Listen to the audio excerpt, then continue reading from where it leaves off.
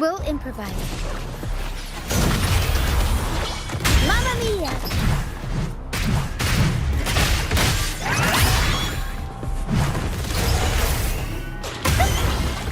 Mamma mia!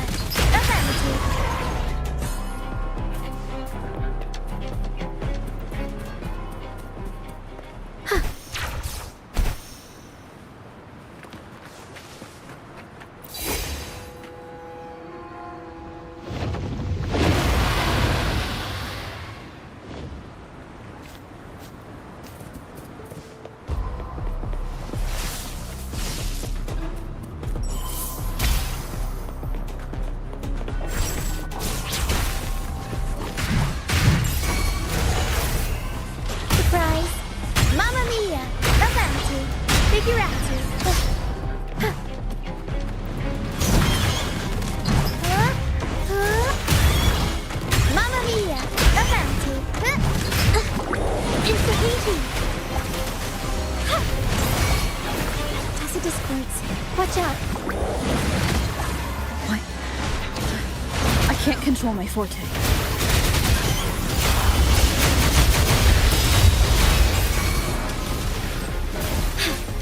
Thus it ends.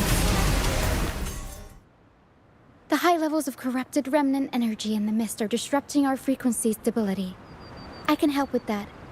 See, fighting here is a bad idea. Let's just try to avoid any threats for now.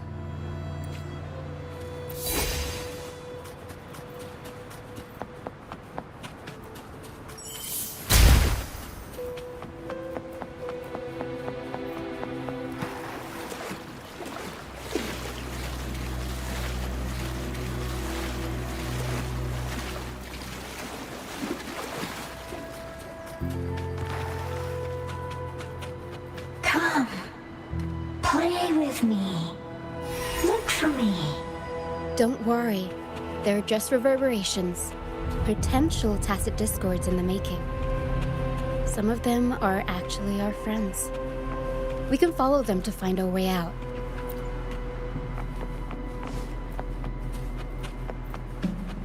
I shall lead the way.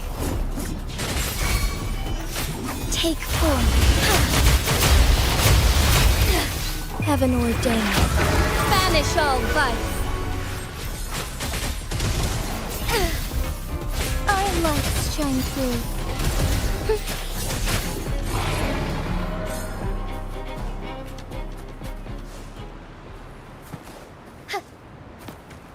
Be swift. All paths converge.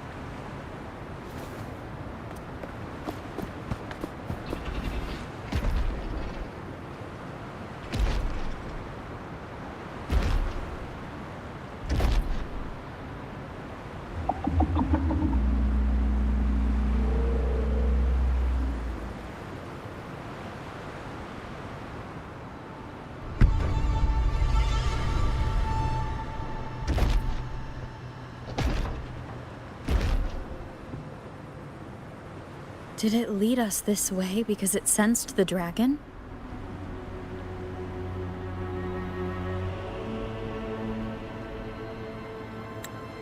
Possibly. Phantoms are sensitive to frequencies, so navigating the mist is second nature for them. The game isn't over.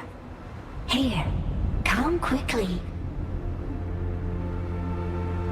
I think I figured out what they're doing. We'll be out of the mist soon.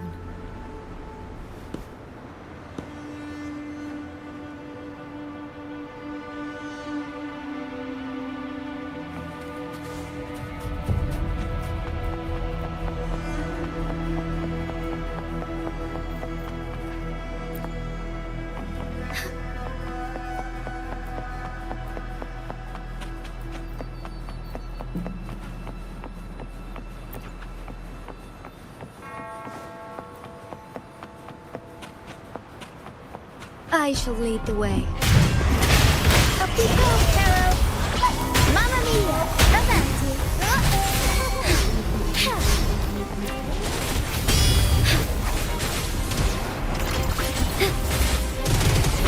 Fast from starward.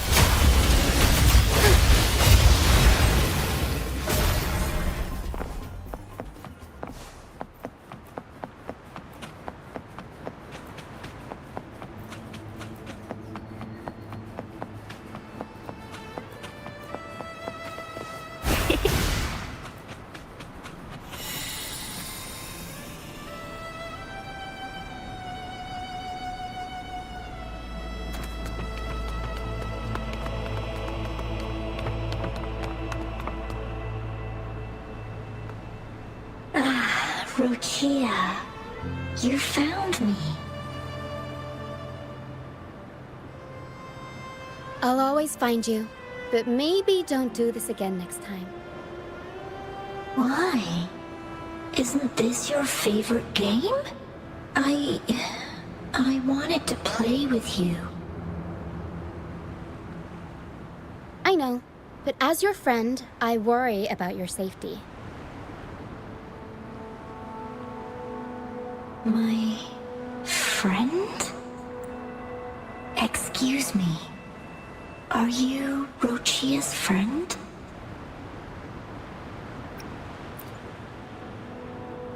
Ah, how wonderful.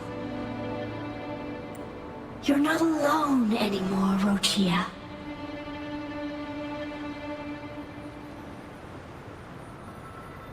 Yes, I have friends now. I'm so happy for you. All is well. Fly, fly to the high heavens. We are born free, and our souls will soar even in death. Golden phantoms are reverberations, mixed with the frequencies left behind by people who've passed away. When someone dies, the reverberations linger. Usually, they merge into the same cacophony of frequencies that spawns tacit discords.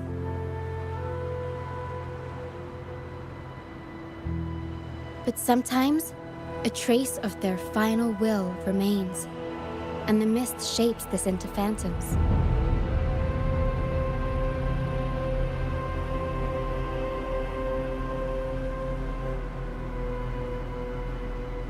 This lingering will helps the phantoms resist becoming tacit discords and instead guide the lost through the mist. If the mist clears, they'll vanish. If the mist lingers, their fate is sealed. It will only be a matter of time before they merge with other reverberations and become tacit discords.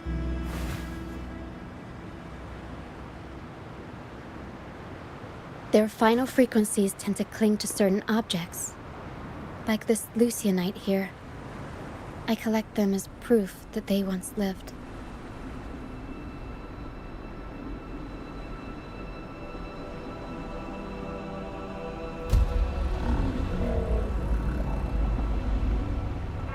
Otherwise, the dragon will devour every last trace of their frequency.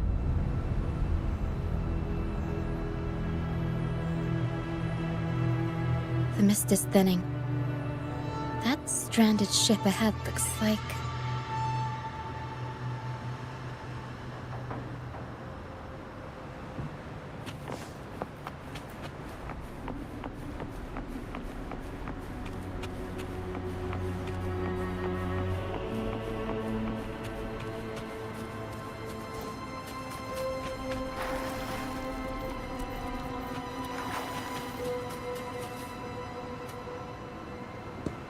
A pilgrim sale? Why is it here? In Raguna, those who break the law are sent to the Order Tribunal for sentencing. Those who violate the sacred doctrines are branded as fools and sent away on the pilgrim's sale.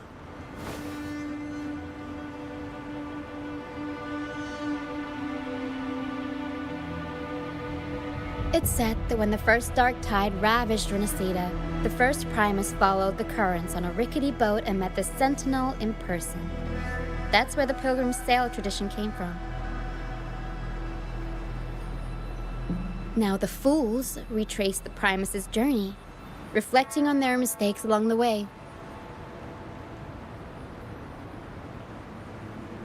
There's a strong undercurrent around this isle, likely caused by that first dark tide. It drags all Pilgrim sails here unless the ship's course is altered.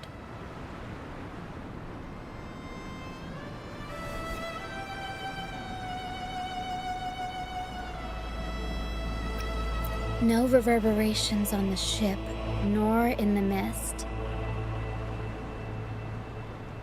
The people must have escaped. But with the mist this thick, we need to stay on guard.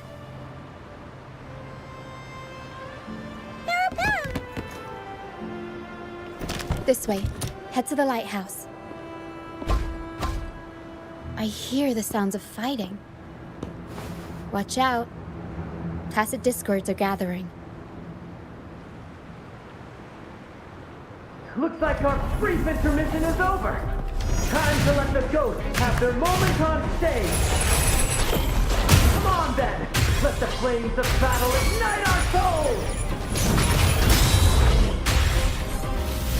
Is that Brand? Only Brant would call them ghosts with that kind of flair. It must be him. But I can't. The show's over, ghosts. Time to take your final bow. Watch your back. A marvelous shot. You've earned your stripes, first mate. You're welcome. But if you tilted your head just 10 centimeters to the left, it wouldn't have been the Discord's head that got popped. It'd be yours.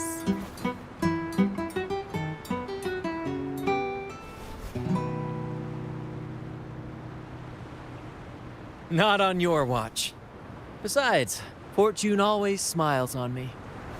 Except in bets. And we've crossed paths with the rover again.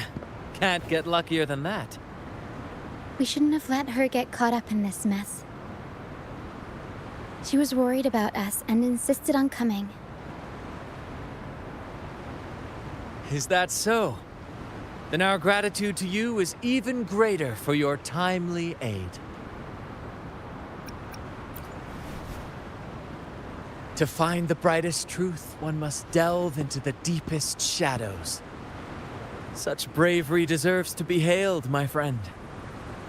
Where is everyone on the Pilgrim's Sail? I was patrolling the coast earlier when I saw their ship drifting into the mist. Time was against us, so I departed alone without alerting the crew. Thank you. Don't be afraid. You're safe with us. You've got some skill, you know, holding your own for so long in a trial against the Tacit Discords. Trial? I don't buy into the Order's nonsense. I've worked hard all my life and stayed true to the Order's teachings about forsaking earthly pleasures for divine favor. And what do I get in return? Heavier taxes.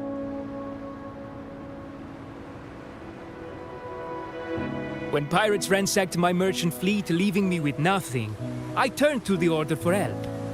They said it was a divine trial and left me to rot. I stood before the Sentinel statue, asking if my suffering was really their will. But all I got was silence. Why should I wait for peace in the afterlife when I could be living for today? How is that a crime? As for salvation, I don't believe in it. And I certainly don't need it. Here's a proposal. How about joining our troop? We are wanderers adrift upon the seas. Or perhaps you're more familiar with the name, the Troop of Fools? The Troop of Fools? Could it be?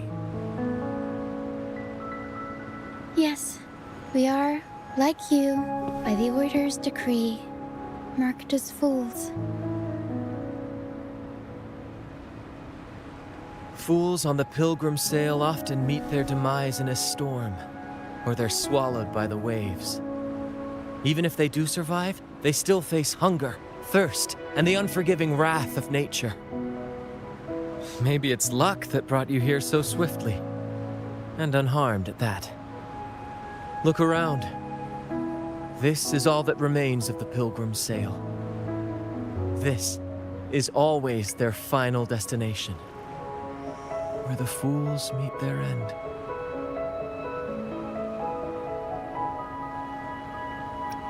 Yes, the pilgrimage is nothing but a banishment in disguise. The path to salvation they speak of doesn't exist. Otherwise, how could this once sacred place now look like such a hellish wasteland? Wait. Sacred place? No wonder the others were talking about it on the ship. They believed the Order's promise that prayers at the sacrificial arena would grant them forgiveness. They must be heading up the mountain now. I didn't expect their faith to lead them that far. If only they knew it was just one of the Order's lies. Get to help! More hands make light work. I called in some help to escort him back to the base once the mist cleared. Ah, the first mate's foresight is unmatched, and the three of us can head up the mountain. But beware, my friend. By the end of this pilgrimage, you will witness the Order's cruelest deceit. The dangers ahead will only intensify.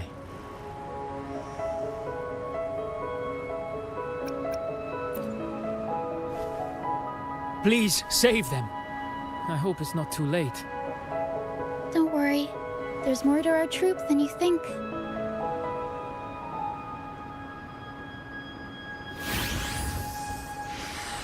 This wing ray can fly us up the mountain. You two go first. You'll find very convenient to bring along. All right then. All hands, prepare to ascend!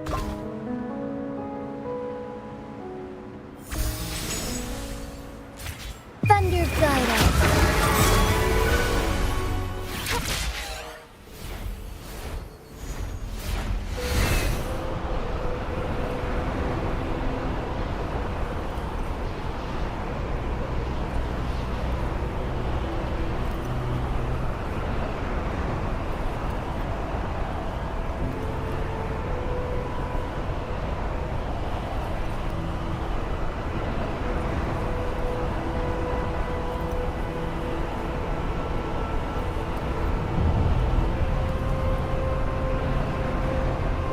Tacit discords incoming. Stay alert, everyone. Mamma Mia!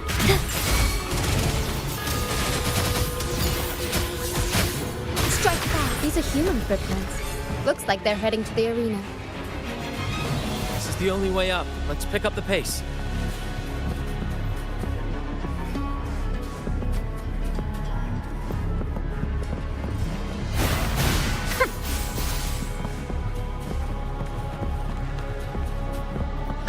Begone, you vexing wretches! The sacrificial arena's right there. Let's take them down in one blow!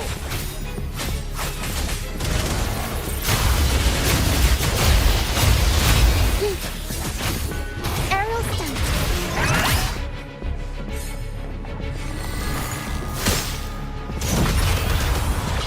Mamma Mia! Ha! Together we fight!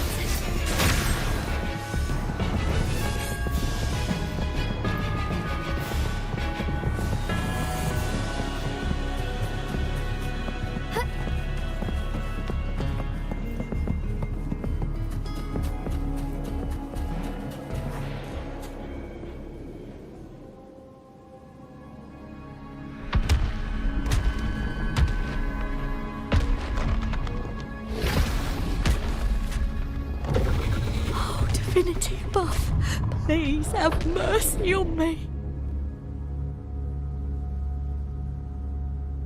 Is this some kind of test for me?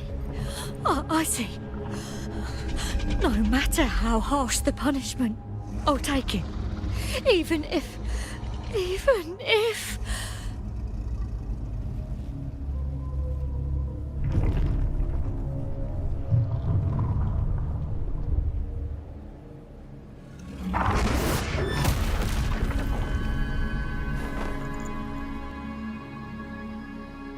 if it means death?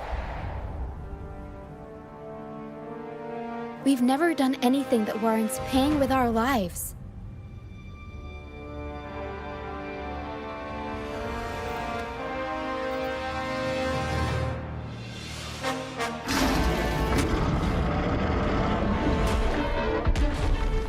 I'd wager mercy isn't on the table.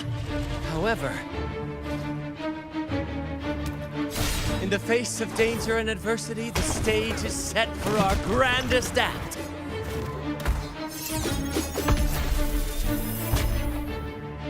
Brant, you handle the tacit discords. I've got the dragon. Of course. But with all due respect, shouldn't the captain be the one giving the orders? Just playing to our strengths. Take it, or I'll spill the beans about your wine stash.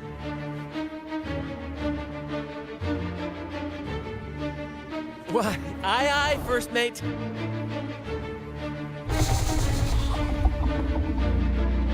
It's time to pay for what you've done, Dragon of Dirge.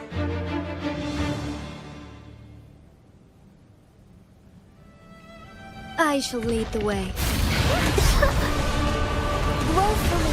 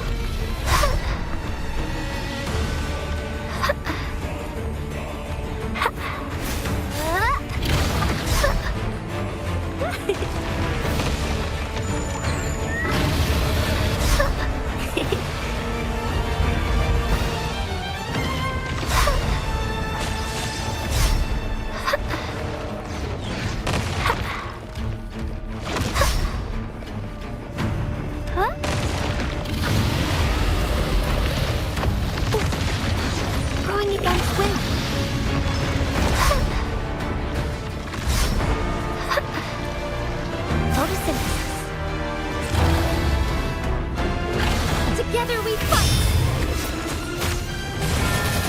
Take form.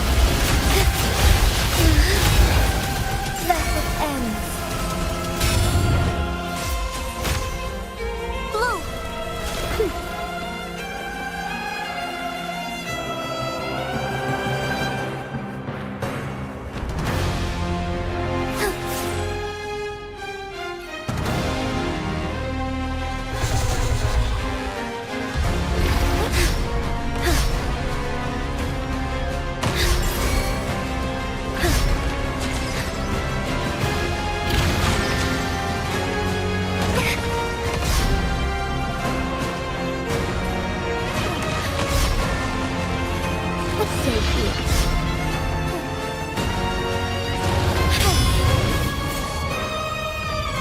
Leave it to me.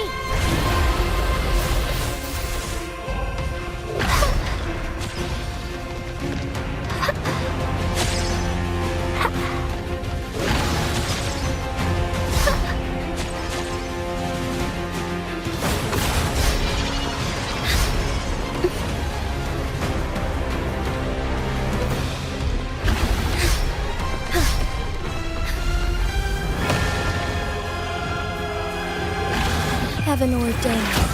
Banish all vice. So be it. Why not? Take form.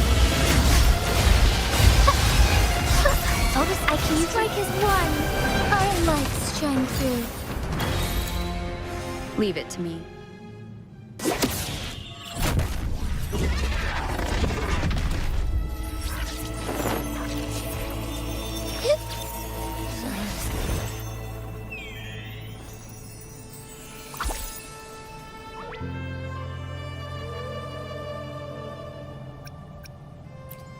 thanks, but no thanks. You think that little lizard could take me down? I just took a nap after eating its frequency. But seriously, that was close. The fire it breathed almost singed your hair. Good thing I was here to back you up. As soon as I realized it was a tacit discord, I went for it and ate its frequency. Piece of cake. But I gotta say, it was a pretty hefty bite. I swear, I chewed it up, but it was hard to swallow. It wasn't the taste, you know? More like my digestion's been a mess lately.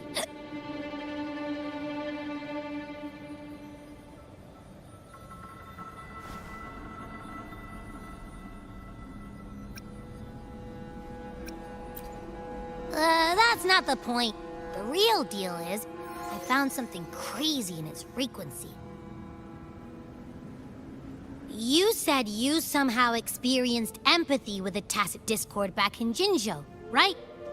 How about trying that again with this guy?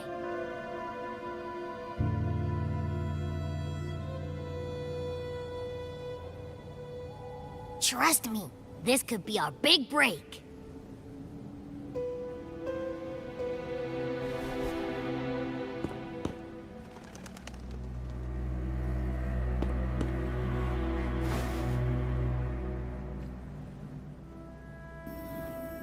Gehenna, a wretched soul mourned by none. You are reborn to fulfill our sacred rite, illuminate the path of salvation. Become the fiery hand of judgment, purging all transgressions. Cleanse every soul ensnared by their own indulgence. Those who cannot withstand the trial by fire shall forever be barred from our pure land.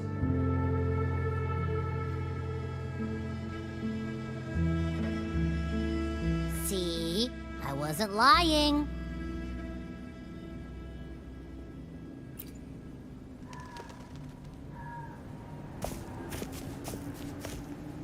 Tacit discord's frequencies are perpetually fading, inching toward their end. Their only way to maintain their existence is to consume other frequencies as food. The dark tide and mist enveloping this isle have drawn in countless tacit discords. Their frequencies should have been enough to feed the dragon.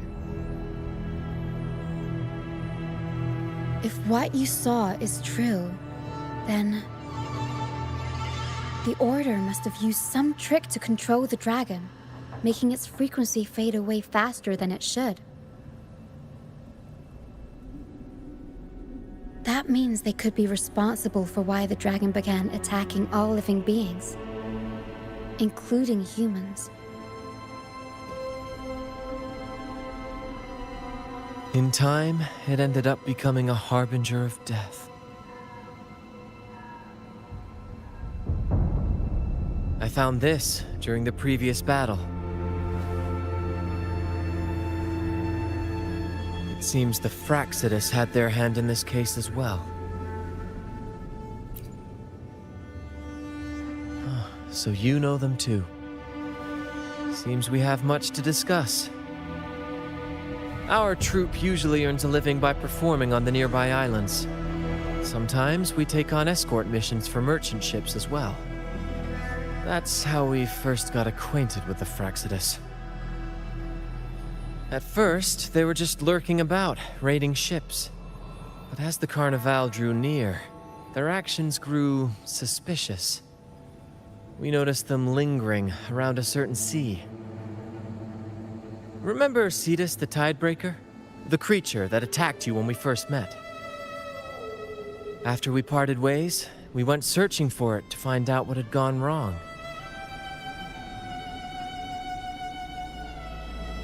This is what we found on its tail, another Lycoris. Alas, the Tidebreaker slipped away into the deep beyond our reach. Still, This bloom leaves no doubt. The Fraxidus is behind its strange behavior. We saw what they did to the dragon. The Cetus's violent outburst must be their doing as well.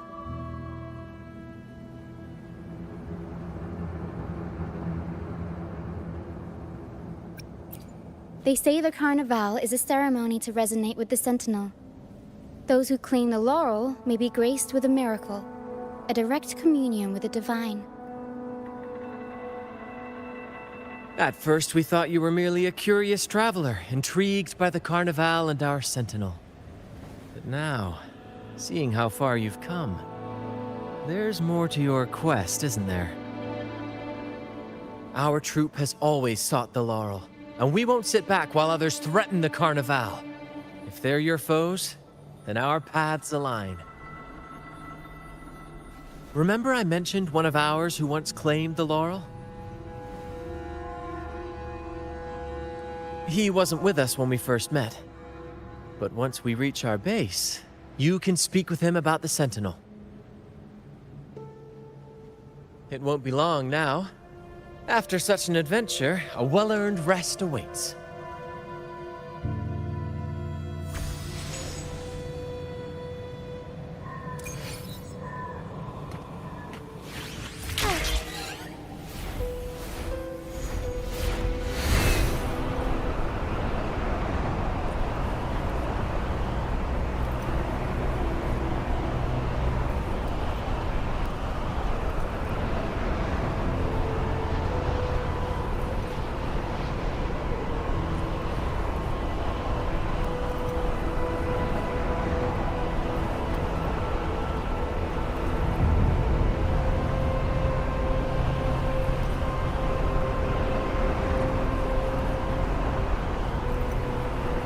Soar against the winds.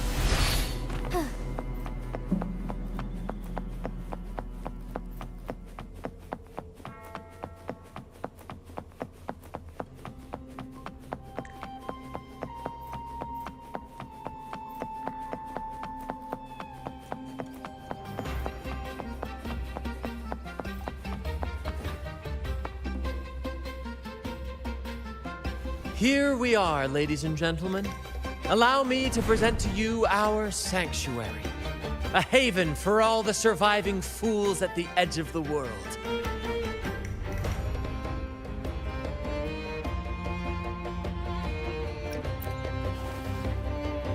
They say the most dangerous places are the safest. Penitent's End has always been forsaken.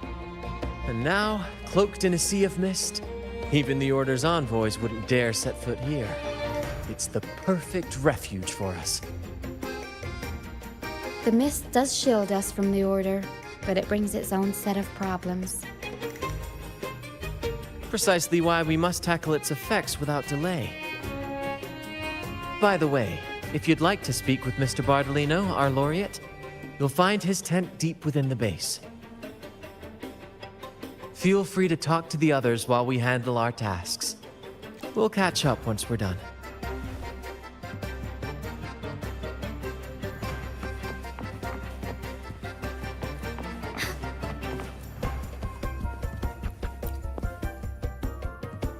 Welcome back, Brent.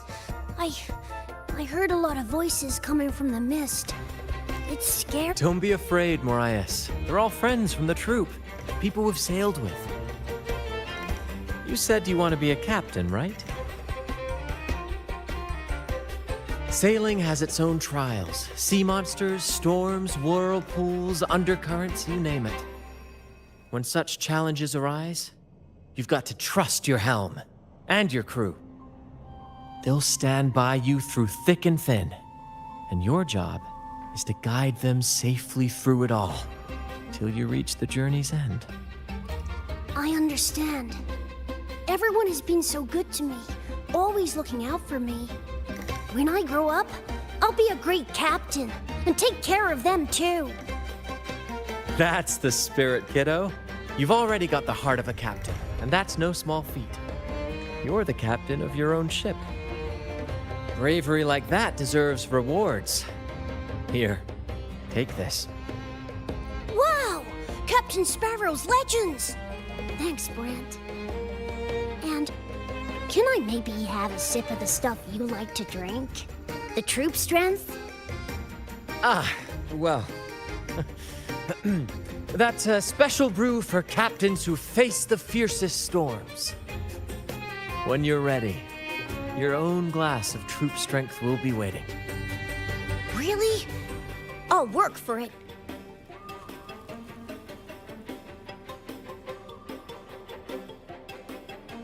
This isle is fraught with hidden threats. Many who were banished never made it to join us, claimed by the tacit discords. Their reverberations became part of the mist. Those who did make it have their own dreams to chase. Some will eventually leave to follow the call of their hearts, their silhouettes forever etched into the mist. We hope they find their promised lands. The troop may be a safe harbor, but it's certainly not the final destination of their journey. We honor their names and stories in our plays, passing their legacy down through the crew. Beriardi the Fire Eater, Toscanini the Night Watcher, Fernando the Fish Killer. Their stories remain vivid in my memory. One day, I'll compile them into a book, mark my words. Over the years, we've bid farewell to many, and welcomed countless new faces.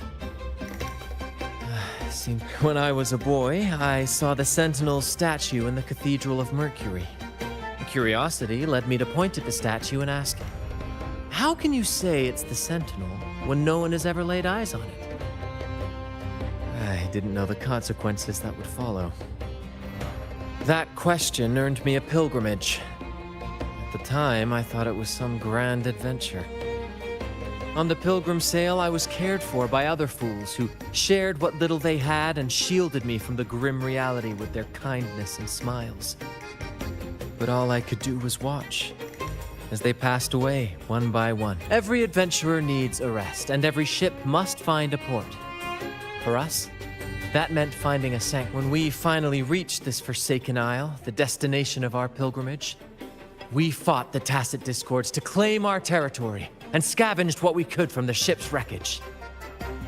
From that, we built all this. Though the night may be long, the dawn always follows. That, my friend, is what we should set our sights on.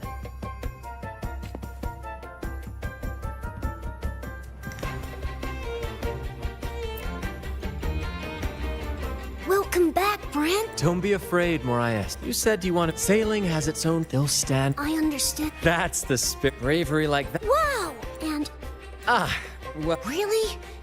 I'll work for it. It's a drink made of water lamps. Fermented, distilled, and aged to perfection. Not for young. We brew it ourselves. Each of us with our preferred strength. It's not worth much. But those who did make it have their own dreams. Some will eventually leave to fall. We honor their names and stories in Beriardi the Fire Eater, Toscanini the Night Watcher. Over the years, we've bid farewell to many. And when I was that question earned me a pilgrim. On the pilgrim sail, I was cared for by other fools, but all I could do was watch as they passed away one by one. Every adventurer needs a rest, and every ship must find a port. When we finally reach this forsaken isle, the destination... Though the night may be long, the dawn always follows.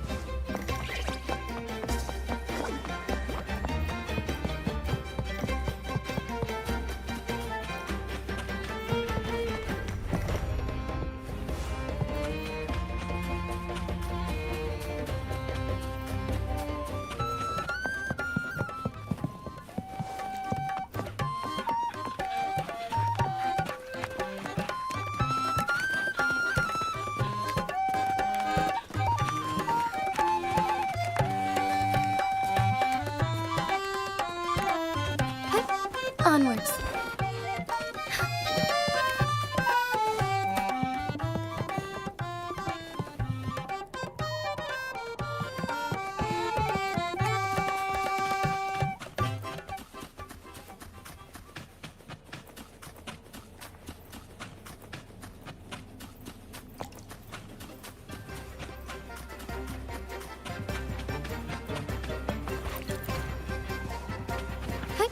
Onwards.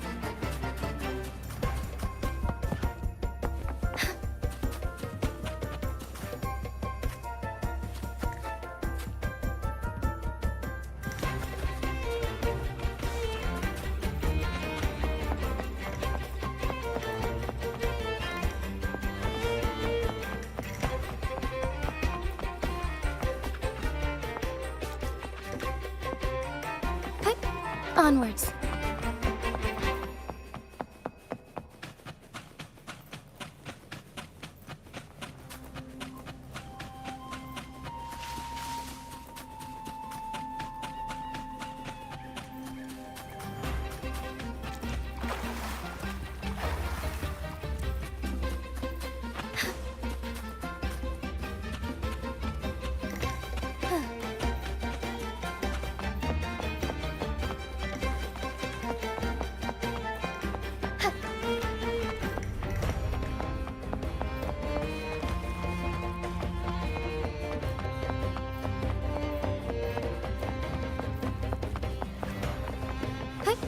Onwards.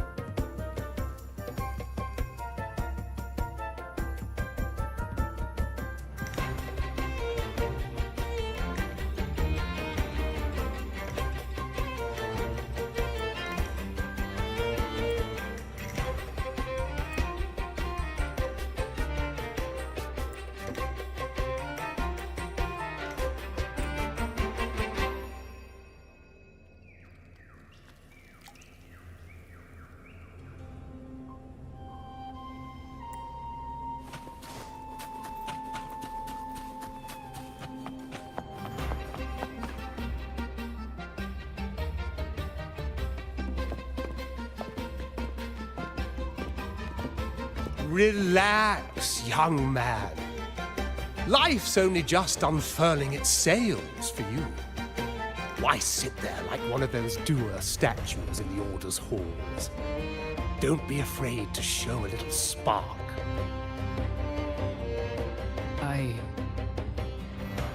I was just thinking about my future. Is Raguna truly lost to me forever? Some have found their way back, but under the Order's watchful eye. Is that really what you want? A life without freedom?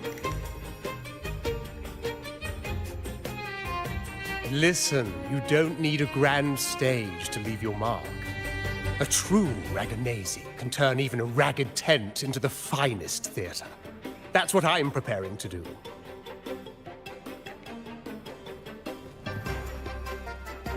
I might be an old man now, but don't let that fool you. I was once crowned with the laurel, you know. You? Are you... Mr. Bardolino? In the flesh. Ha ha ha ha!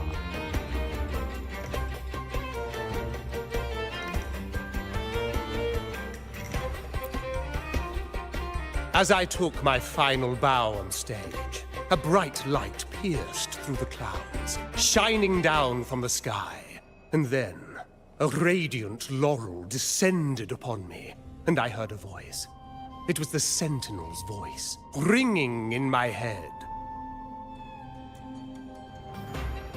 I asked them a question that had puzzled me since childhood. The ultimate philosophical riddle. What should I eat tonight? And they answered. The body is the temple of the mind. To keep your mind sharp, do consume healthy food, such as the Loris salad.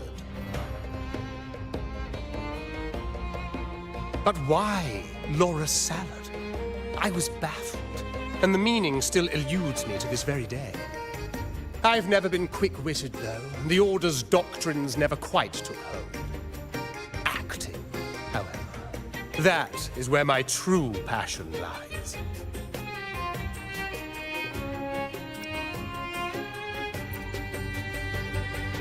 But why did a blessed laureate like you get banished by the Order? Back when I won the laurel, Raguna was led by the Holy Maiden. She promoted all sorts of grand celebrations during the Carnival, an unceasing tide of revelry. Stages sprang up on every corner of the city, performances dancing through the streets, and shops adorned in vibrant hues.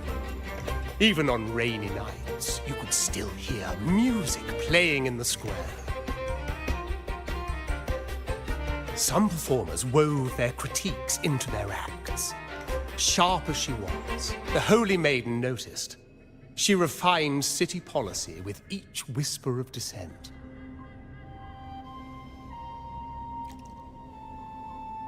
Those were the golden days, my friend.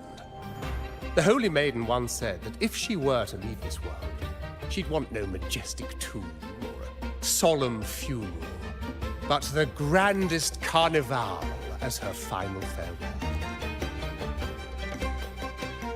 And then, she really did leave us. The current Primus took her place, and in the name of mourning the Holy Maiden, issued all sorts of bans on the Carnival. But is that really what she would have wanted? The Order's grip tightened, and the Carnival performances were reduced to dull, monotonous shadows of their former selves.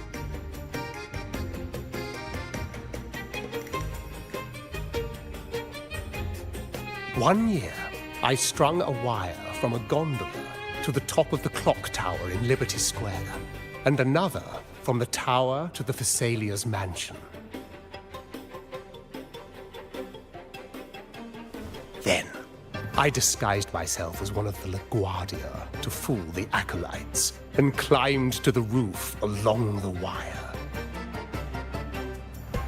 Midway through the Order's performance, I hopped on a wing ray with a cloudcaster, showering the entire city with flowers. Yes, it was a magnificent sight. The wing ray soared higher than the acolytes could reach. They couldn't do anything but watch golden pink petals rain from the sky for 3 whole days. They struggled to clean up the flowers from the streets, and it took a downpour to wash them all away. That cloudcaster, adapted from a music van, became the prototype for the one we use on stage today.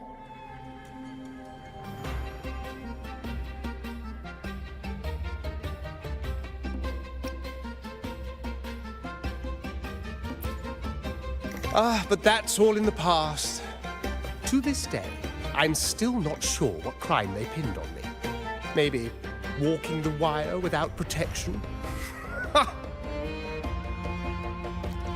Anyway, I'm just an old relic now. But you lot, you're the main characters of this era.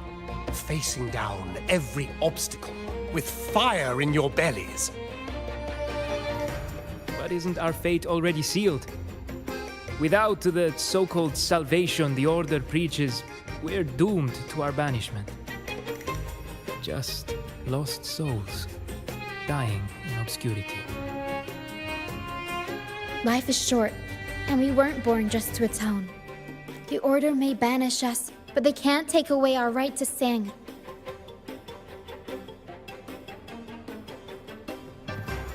Death is one of many possible ends, but it's certainly not the worst. Perhaps being forgotten is what the Order wanted for us.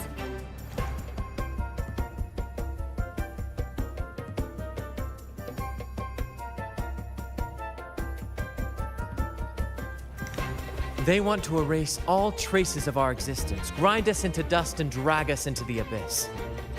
But we'll fight the tide and live our lives to the fullest. Members of the troupe may come and go, but they never truly left us. Their deeds and songs are passed down through the ages. One day, our voices will echo across every land. Our words will reach every corner of the world. And by then, even the tacit discords in the stormy sea will know our names. That's the spirit, boy! Even if I can't earn myself a proper title, I'll become Rinasita's most enigmatic legend. When I'm gone, I'll leave behind a coffin that sings.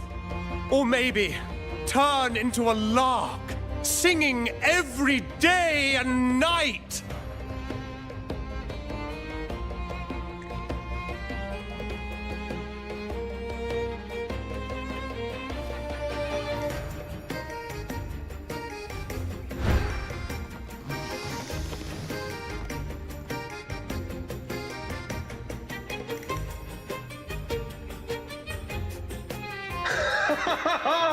What say you, Brad? Do you like this stage design? It could be used for this year's Carnival.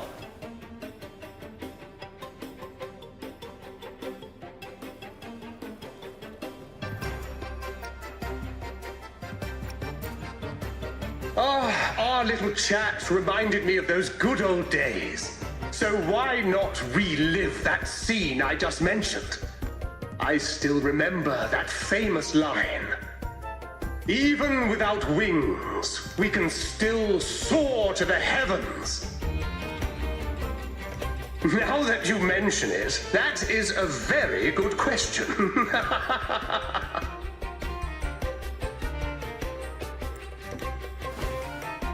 Please don't mind him. We like our performances big and bold, after all.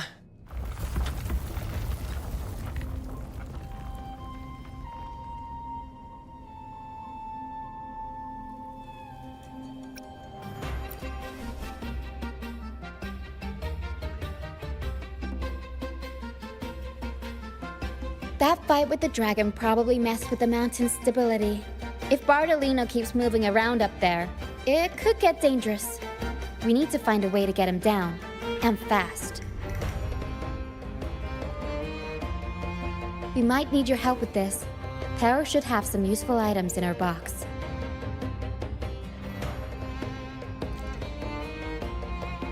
We've got a cloudcaster that can conjure up some fluffy cloud cushions. They'd make the perfect stairs to reach Mr. Bartolino, or catch him for a soft landing. But some of its parts have been borrowed by other troop members.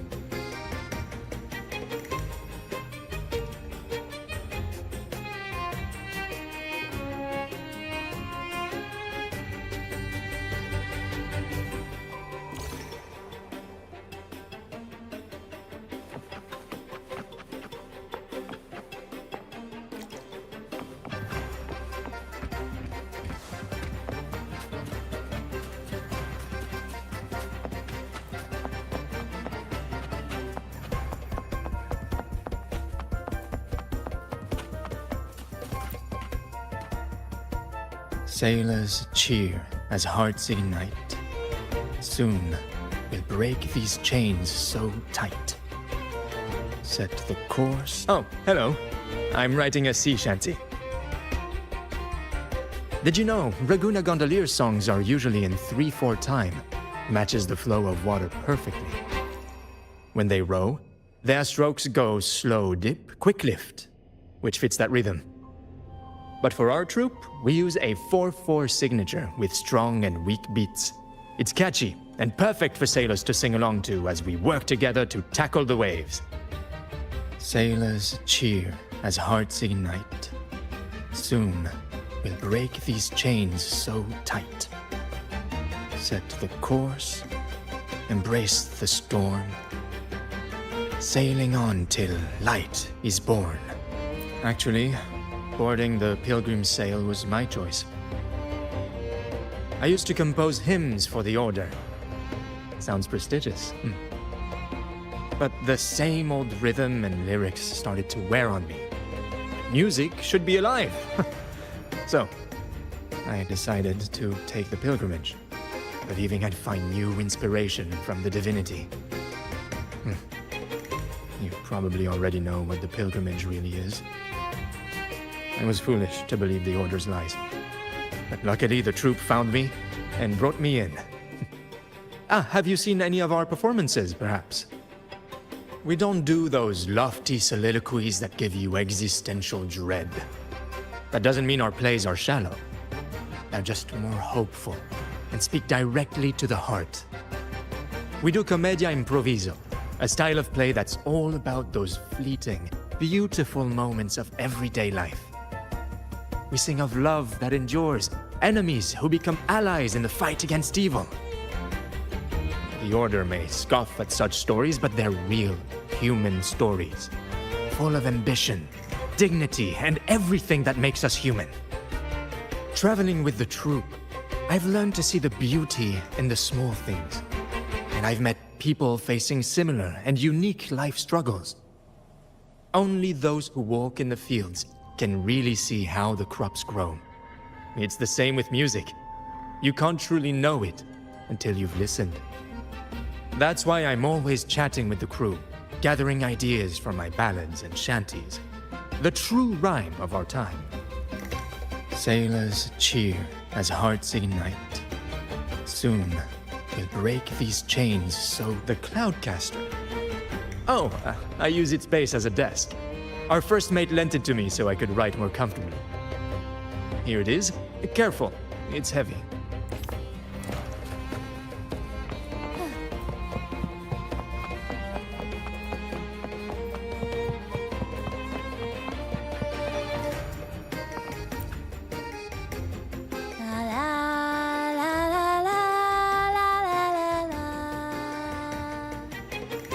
I'd rather be a wild flower, ignored by all in my own power, than a rose that bends and sways, bathed in grace, but lost in dismay.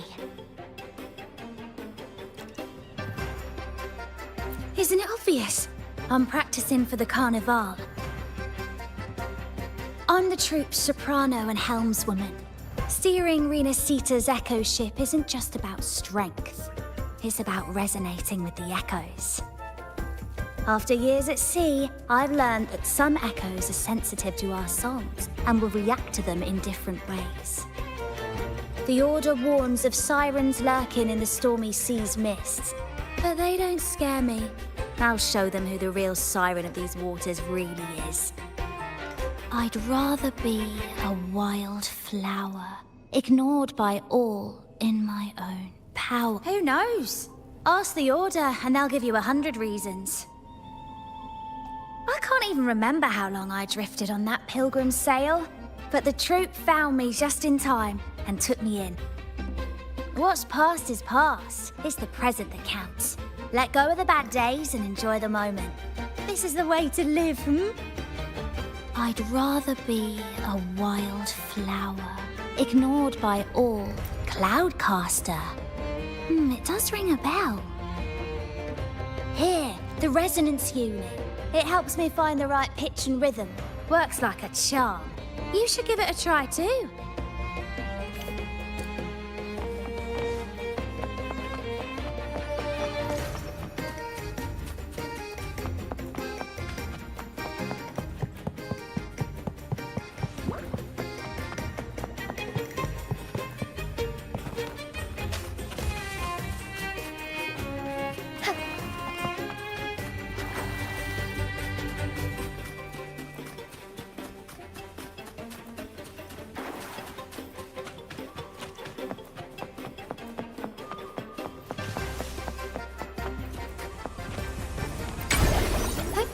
Onwards.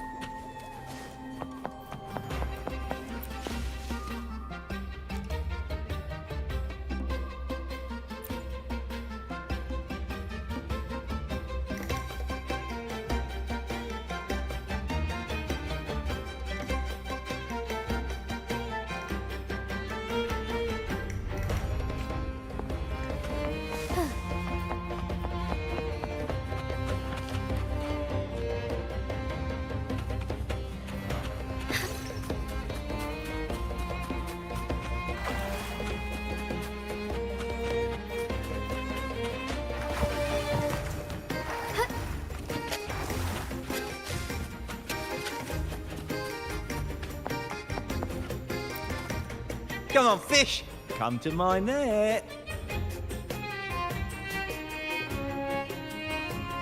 Me? I'm just prepping dinner. The storm's passed, so it's the perfect time for fishing. The captain once told me a secret.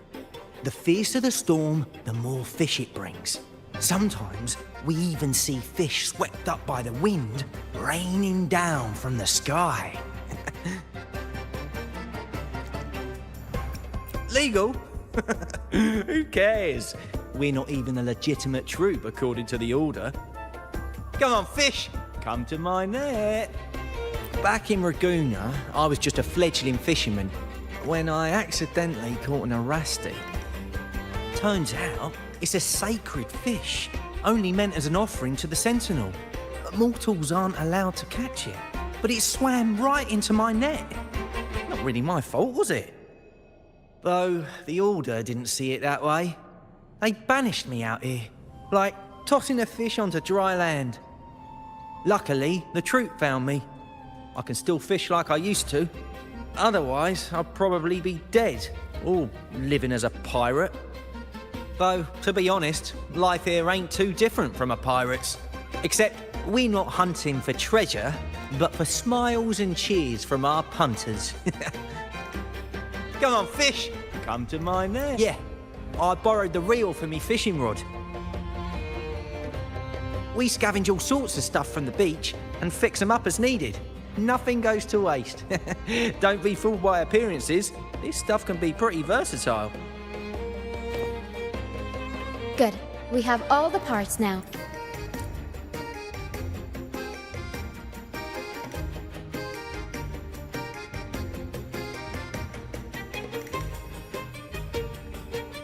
Everything's set for Let's position a cloud cushion beneath Mr. Bardolino. Then we'll pop the balloons and bring him... Although we might need a bigger cushion. The Cloudcaster's resonance unit responds to song. The louder our singing, the more powerful the effect. In that case... All right, friends, old and new, come and join this sing-along!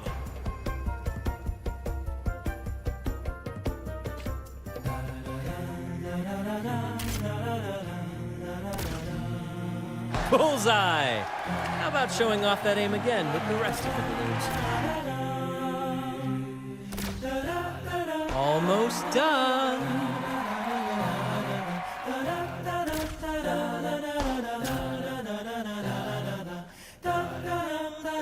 Thank you, dear girl. You helped me complete this performance and fulfill one of my dearest wishes. Please, I'll gladly give you my most prized possession.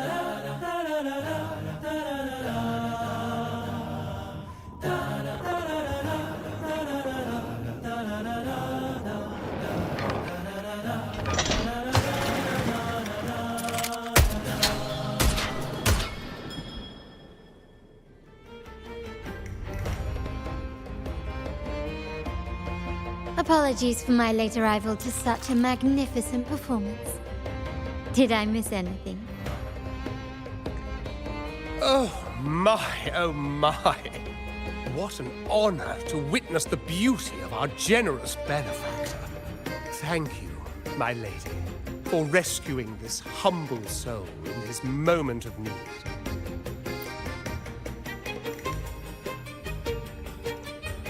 You flatter me. The family's protection extends to all who stand by us. Might I say what a pleasure it is to see you again, Miss Carlotta. You have my heartfelt gratitude.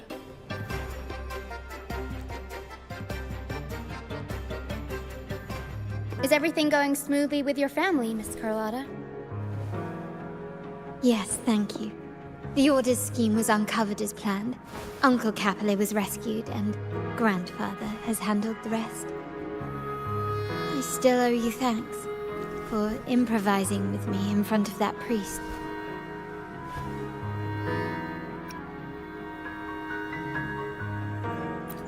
You've got a sharp mind. No pain, no gain, as Grandfather used to say. I'm pleased we're on the same page.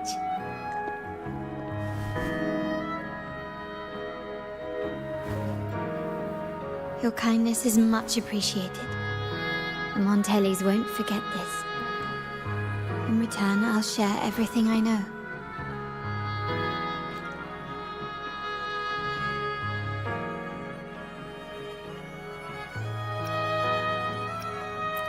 I believe you've noticed that the Order has been undermining the family under the guise of its doctrines. Alienation, monopolization, just a few tricks up their sleeve. Their true motives, however, run deeper. Their alliance with the Fraxidus speaks volumes. While we don't know the full extent of their conspiracy, one thing is clear. Their sights are set on this year's carnival. The carnival is likely where you'll find clues about the Sentinel.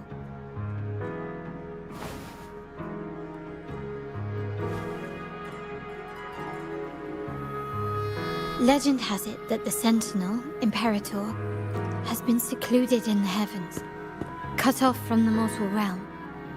The last record of the Sentinel is from the Carnival a decade ago.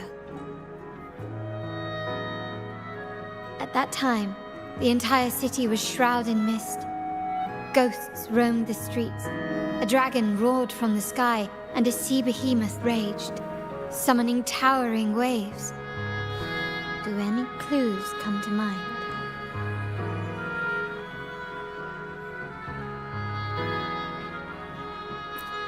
The mist might be coming from the remnant clouds in the Nimbus Sanctum.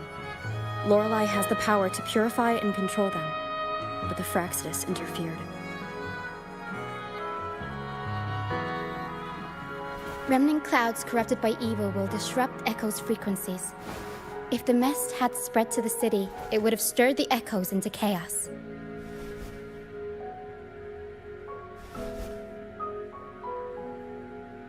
We are lucky that you and Zani, along with that acolyte, awakened Lorelei in time. You prevented the mist from spreading and averted the wave-worn. The Fraxidus must still be licking their wounds. At that time, the entire city was shrouded in mist. Ghosts roamed the streets.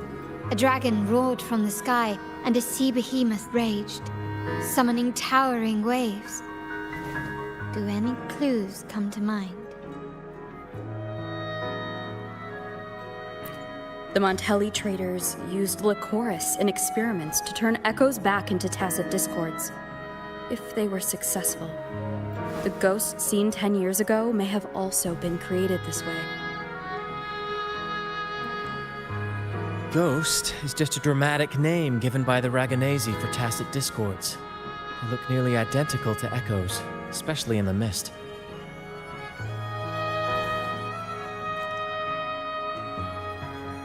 With your help, Grandfather has thwarted their plan. No corrupted echoes will appear at this year's carnival.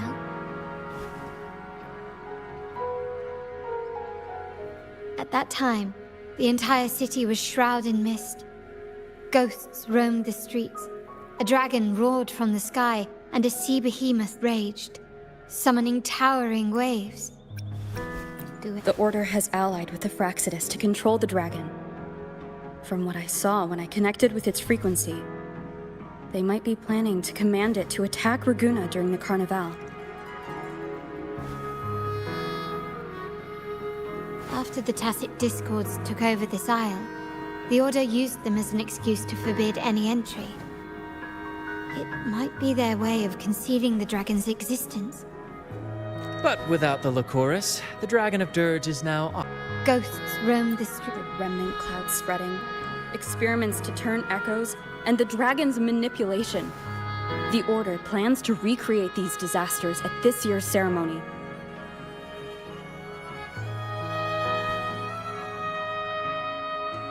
The Order and the Fraxidus are allies.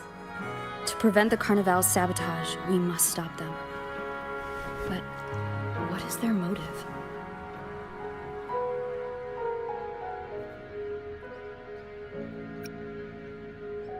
The Primus called it a divine punishment, and took the opportunity to appear as a savior. A perfect way to build legitimacy. The Order relies on the people's faith in the Sentinel. With the Sentinel's 10-year absence, faith in the Order has waned. They must be desperate to restore that trust. It is for this reason that the Order has been forced to revive the festival.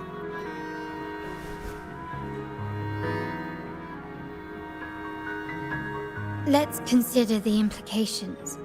If the Carnival proceeds unhindered, how would it affect the Order?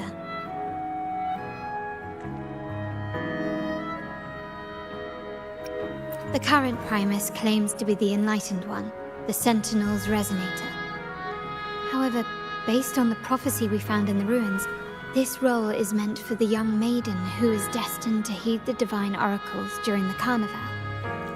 The Carnival is the only time humans can directly communicate with the Sentinel.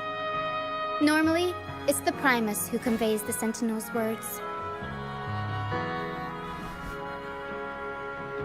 A successful Carnival offers a chance for citizens to meet the Sentinel in person. But for the Primus, and possibly the Order, it poses a threat if they've been fabricating the oracles. To sabotage it while still maintaining their authority, they partnered with the Fraxidus. The Fraxidus will cause chaos during the Carnival, and the Order will swoop in as the saviors, restoring public trust just as they did before.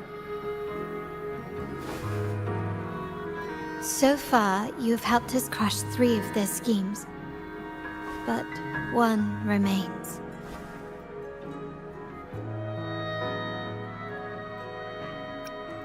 We have evidence that the Cetus is being manipulated, and the Fraxidus are setting up their final plan.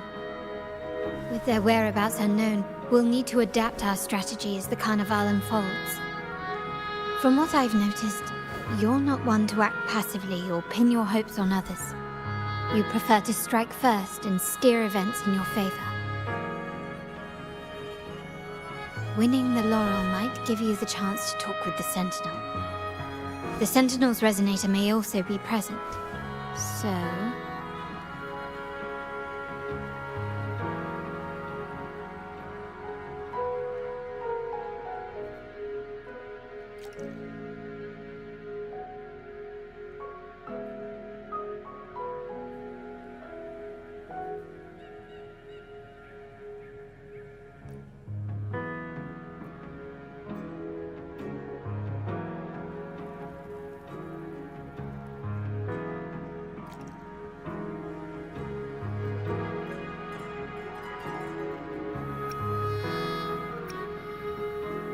Our aim has always been clear: to restore the Carnival to its former glory with a performance for the ages.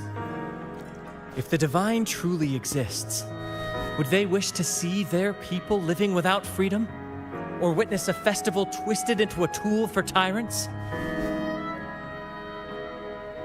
If we win the Laurel, we'll show that such punishment is absurd. But if that's truly their design, we shall break those divine shackles ourselves. Whether divinity exists or not, we will fight for Raguna's freedom, where everyone has the right to live and pursue a future of their own choosing. The Montellis share this vision. Only in a free society can a fair and open market thrive.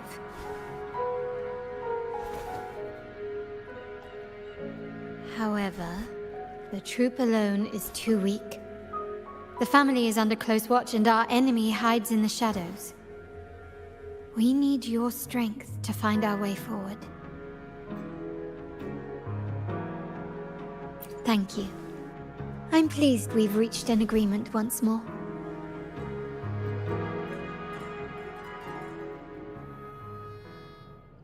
All right, what should we do now? Any plans?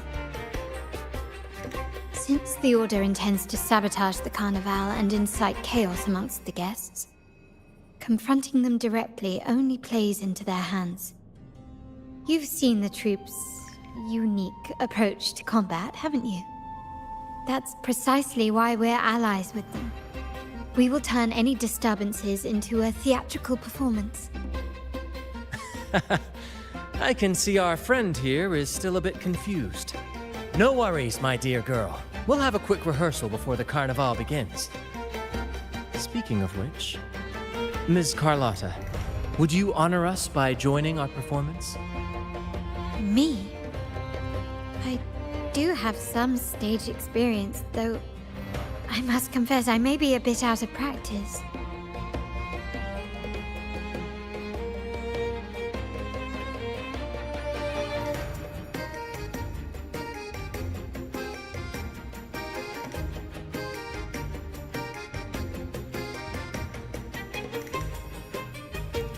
We don't know what challenges we'll face, so your help will be needed, Miss Carlotta. Plus, it's a chance for you to get to know our methods. If you insist. Wonderful! As the festivities continue, if you're both ready, please join us on the stage of the troop liner.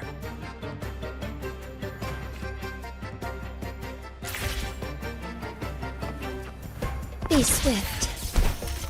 Forgive me.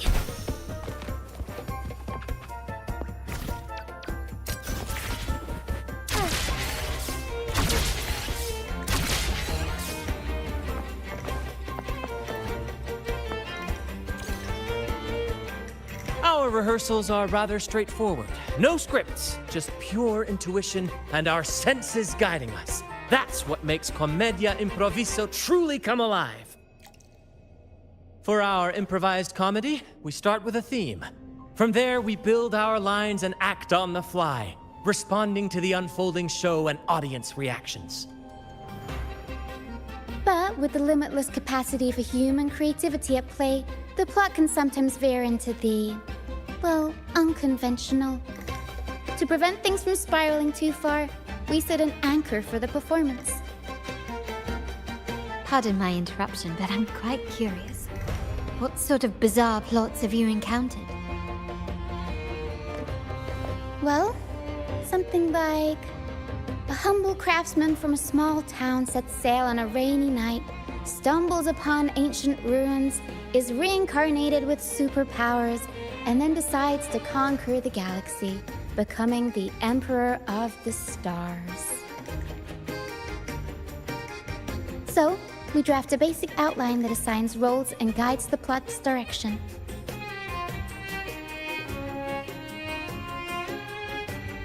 And this time, our outline is: a kingdom is attacked, monsters run rampant, and the Demon King has kidnapped the Holy Maiden. A few brave heroes accept the minister's quest to defeat the Demon King and rescue her.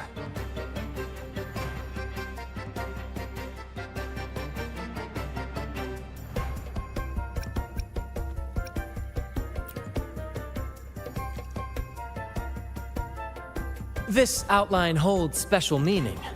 We want to pay tribute to the play once performed by the Blessed Maiden herself, which was also about a hero facing a Demon King. Good people have their wishes fulfilled, heroes appear in a time of crisis, justice triumphs over evil, and united friends are undefeatable. This is the tale the Blessed Maiden once told, and it's a universal story we want to portray. To me, the world is a stage, and performing is much like combat. Coordinated movements, quick thinking, sharp reflexes, and, above all, trust in your allies. What I'm getting at is that you both are very skilled and capable. We don't have many do's and don'ts. So relax and express yourselves freely on stage. This rehearsal is to help you get familiar with basic stage movements, techniques, and the troupe's style, and to build good rapport. Exactly. I'll handle the stage lighting, Brant will narrate, and the rest will take on the role of the audience. If you're ready, let's begin. Everyone, a big round of applause to welcome the Rover and Miss Carlotta on stage!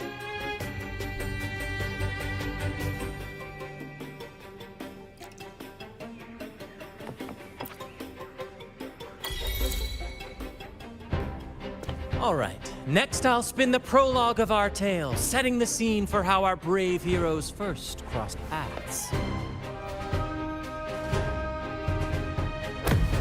Once upon a time, a hero roamed the world.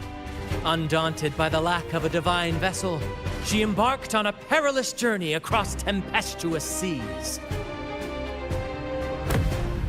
Alone in the dark, a young girl of untethered spirit soared against towering barriers with wings of defiance. The winds of fate brought them together.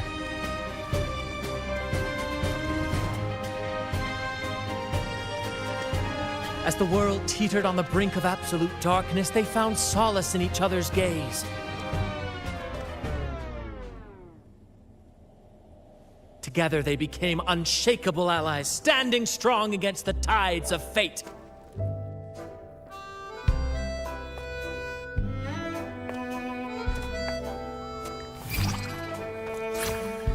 Even if light were to fade from the world and the stars cease to shine, they would still blaze like the sun forever.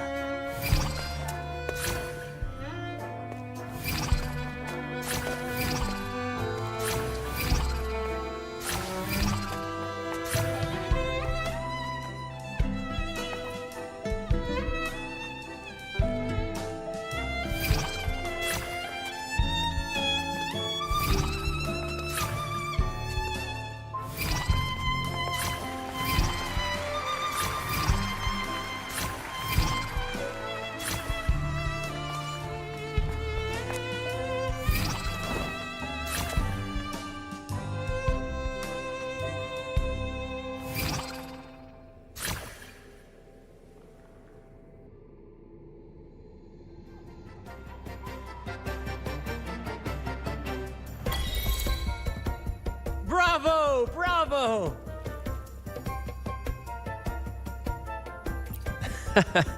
Seeing your chemistry, I decided to take a little creative liberty with the story.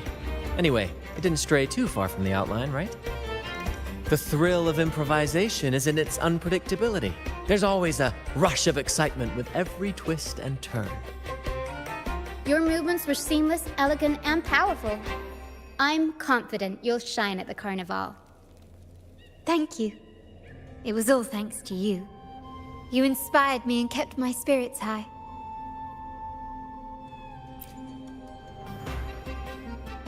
You'll master it in no time, I'm sure. All right, that's enough for today. Let's save the grand reveal for the carnival. Oh, and speaking of which, there's still something we need to prepare for you, isn't there? You mean the essential item for the carnival performance? Don't worry. I've taken care of everything. Oh, so it's handled then. I can't wait to see it.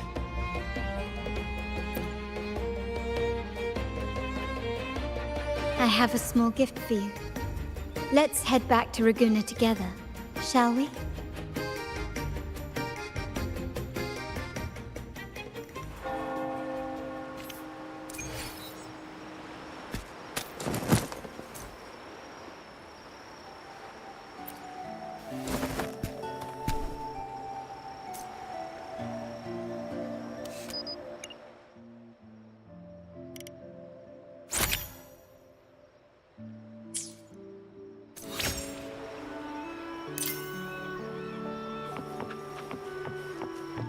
This way. Please, follow me.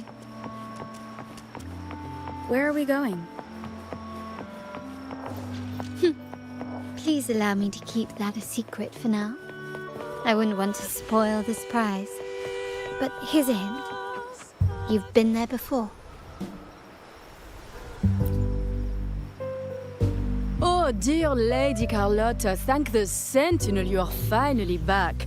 I was just about to close up shop to prepare for tomorrow's carnival. You have completed my request, haven't you? Of course, Lady Carlotta. You should have more faith in my skills. Here you are. A small token of my appreciation. Abby, I have something for you as well. Wow, really? I get a gift too? Ha! You're so nice. Ah, so that's why Lady Carlotta was so insistent on using only the finest materials and meticulous craftsmanship for this piece. For a moment, I feared she lost faith in my skills and was plotting to hand over the shop to someone else. But now I see why this little creation was so important to you, Lady Carlotta.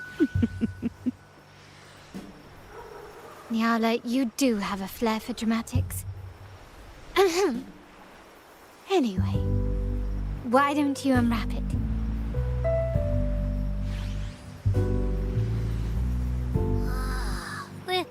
This is... I took the liberty of having Nyala custom make this mask based on my impression of you. I hope it suits your taste.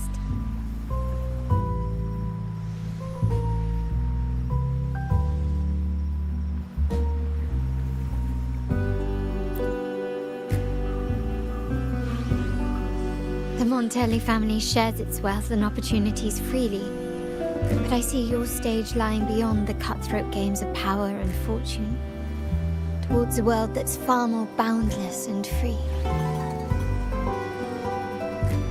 The carnival is a splendid reverie, and the mask is its passport.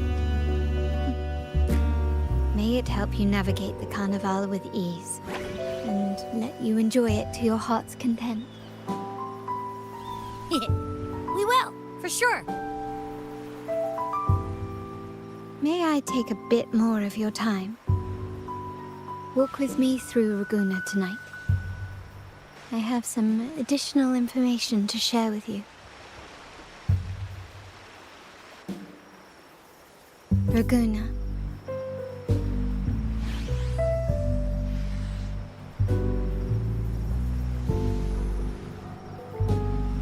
Jewel.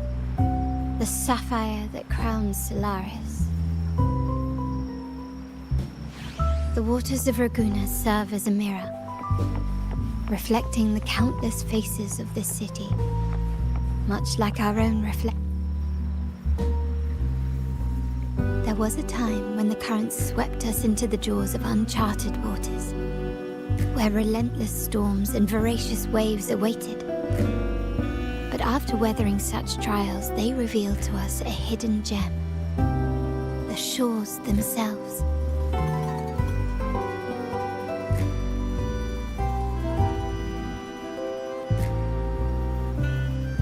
My family has always been drawn to the thrill of a new voyage.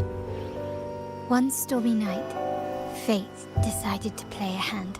What we discovered there on that island, the technology and novel ideas, was nothing short of a blessing in disguise.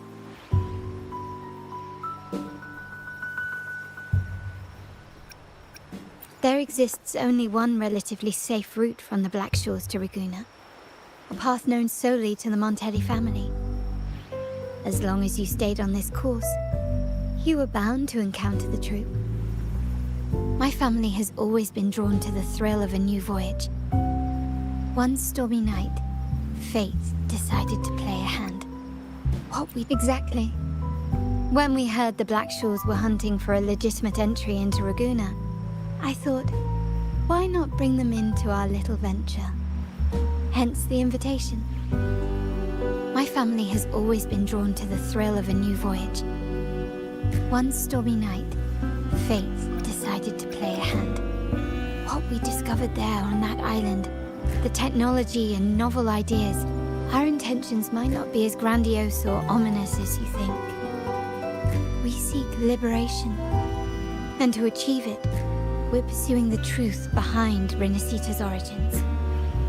Legend has it that when people first arrived on this island, Genesis Nexus was already here, welcoming them.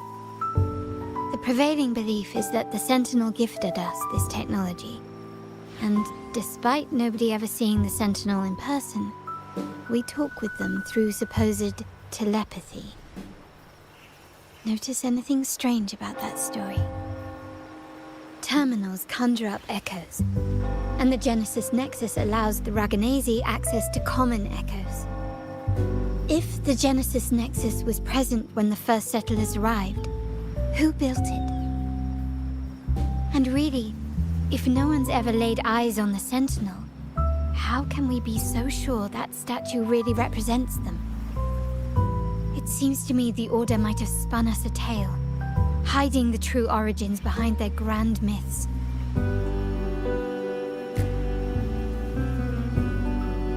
No, we have no ambitions to rule or to renounce our faith. And really, this city should not be ruled by any one entity. The hour grows late. I have arranged accommodations for you at Palazzo Grotta in the south. Let us walk there together, and I can share a story along the way. Think of it as a bedtime tale. I learned it from the troop. It's about Fleur de Lis, the Blessed Maiden. Once, the Blessed Maiden was just a simple peasant girl. During the Sentinel's gratitude rite, the young Fleur de Lis managed to sneak past the guards and drink the sacramental wine. Every drop. Perhaps it was the intoxicating wine in Eggletown, or simply her lack of experience with spirits. But she soon found herself quite drunk. Swaying on her feet, she ascended the ceremony's grand platform, lifted her threadbare dress, and began a rather ungainly dance. Seizing the sacred horn, she played a carefree folk tune, dodging the guards and weaving through the crowd with surprising agility. Remarkably, the crowd, as if drawn by an unseen force, followed her lead, transforming the solemn ceremony into a wild parade of cheers and revelry. Naturally, the Order was less than pleased. The Pilgrim Sale did not yet exist, so Fleur-de-Lis faced 3 days of confinement. During that time, she used her prison walls as a canvas. That unforgettable day of disordered revelry left a lasting mark on all who witnessed it. Is it not remarkable?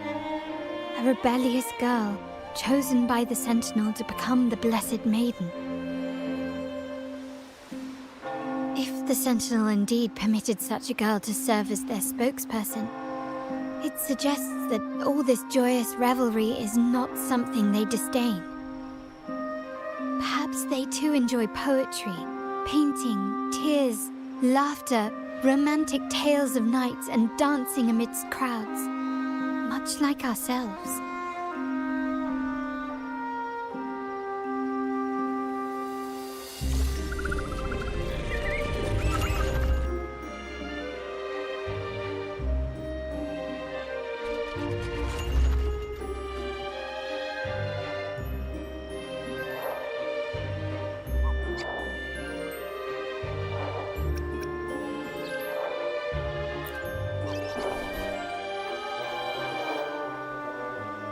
The people of this island came from diverse civilizations now lost to time, but through plays and tradition, they sought to preserve memories of their heritage. In the past, while the clash of cultures led to conflict, the Raganazi united through faith, restoring balance even if precarious. To maintain this unity, we've always needed both a sentinel and a play based on a shared legend that gives us roles. Yet this play has endured for so long that we've become defined by our roles. Noble, commoner, believer, merchant. What was meant to unite us now stifles us.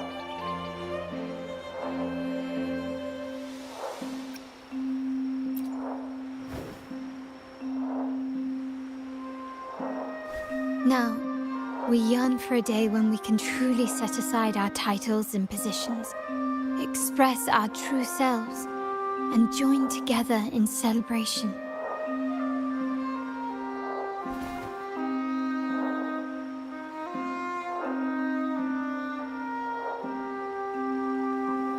Yes, born from hope and idealism, it reminds the Raganazi of our initial vision of equality and freedom. It also affirms our true worth. While the Order's true intentions remain unclear, we are certain their influence has already eroded the very foundations of our society.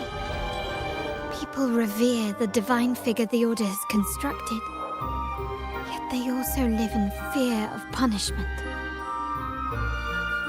Legends become accomplices in fostering ignorance, and faith becomes the loyal executioner of cruel punishment. An invisible cage has trapped us all. Speaking of freedom within a cage is absurd. Fear and ignorance are our foremost enemies.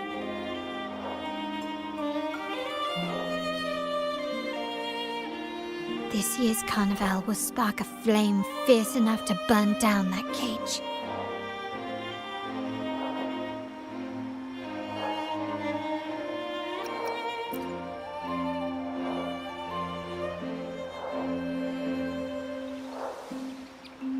Rest well, and tomorrow we shall take the stage together at the carnival.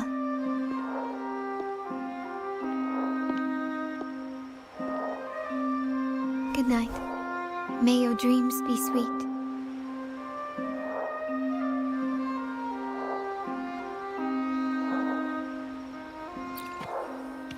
Rest well, and tomorrow we shall take the stage together at the carnival. Good night. May your dreams be sweet.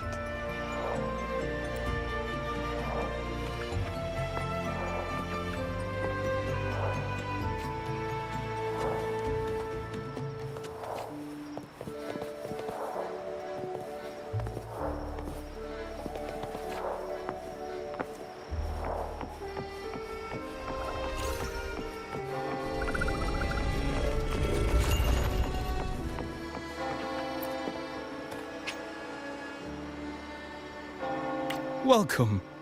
Lady Carlotta already notified us of your arrival. We are prepared to check you in whenever you're ready. Understood. We will...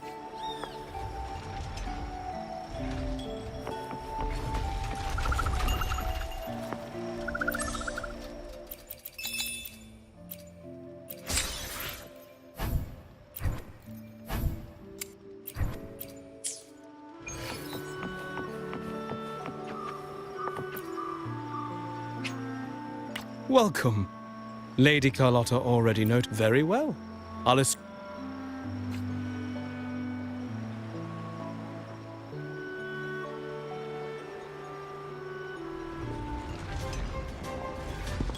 Wow! Is this real? Pinch me! I can't believe how different everything looks. So this is the carnival, huh? Yeah!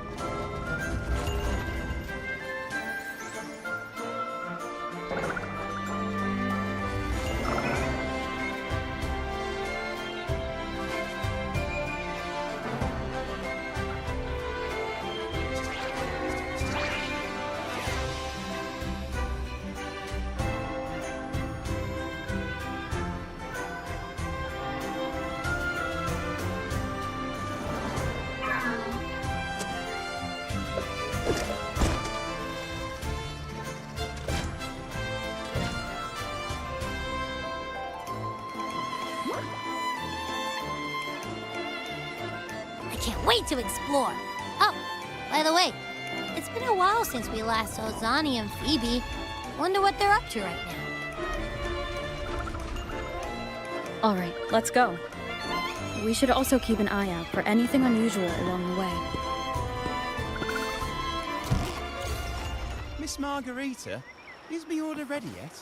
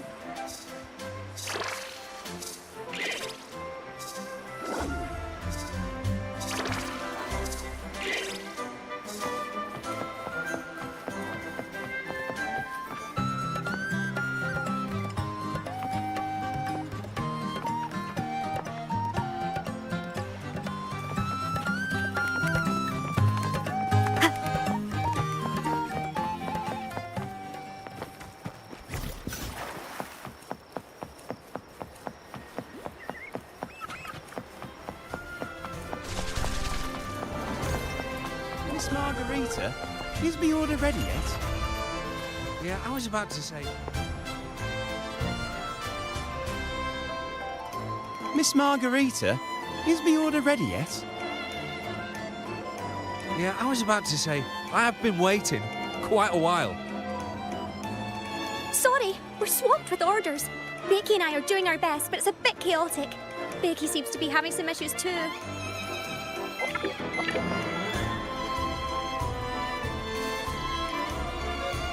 No need to worry. Let me take a look.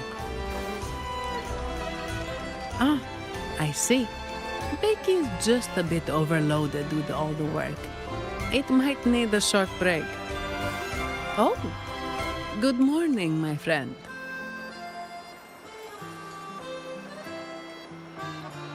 I'd love to, really. Look, see this mask? However, it's crystal clear to me that keeping things running smoothly is a top priority right now. Lady Carlotta has already briefed me on your plan. Along with the other family members, you can count on my full support.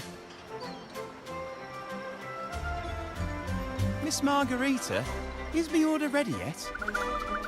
Yeah, I was about to say, I have been waiting quite a while.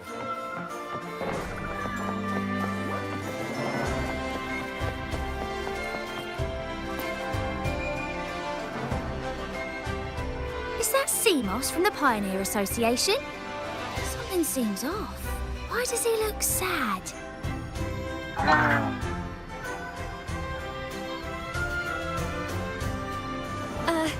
Seamoss has been so busy taking photos for everyone else that he hasn't had the chance to take any himself.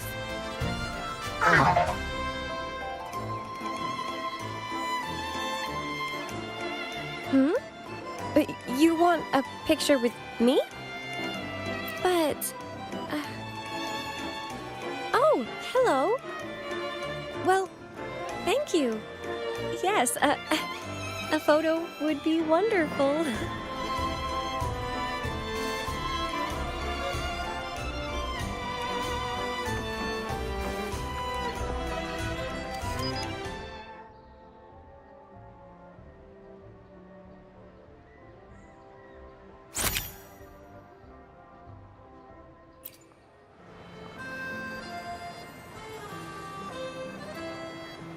Ah, Rover and Lady Phoebe!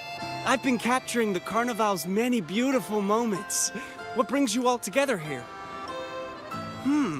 You took this picture? Look at that composition and lighting. Who knew you had a knack for photography? Buddy, you look so happy. Whatever the reason, thanks for making this moment special.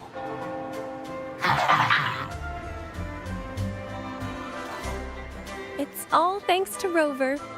She fulfilled Seamoss's wish. Just like us, Seamoss wants to savor every moment of the Carnival and leave with no regrets.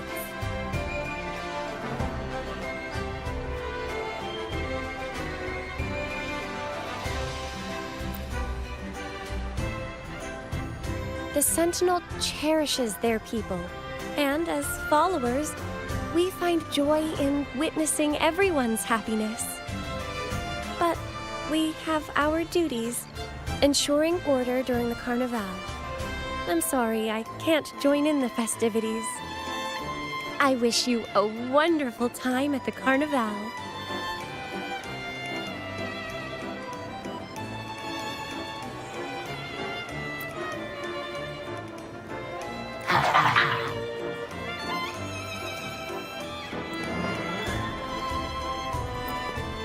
I wish you a wonderful time at the Carnival.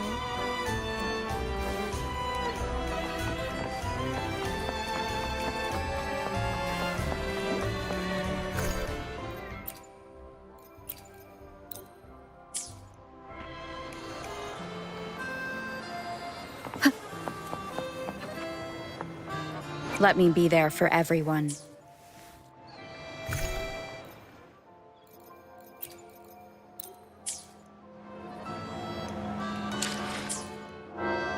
Let me be there for everyone.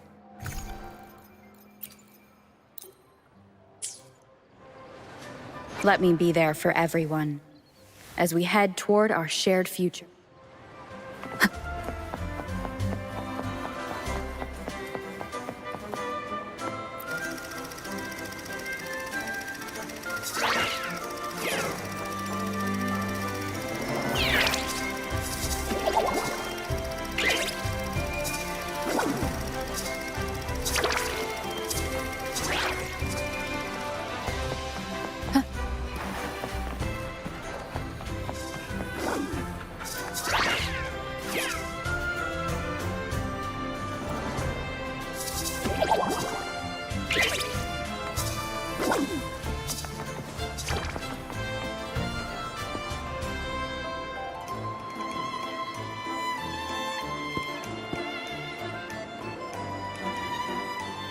You're here.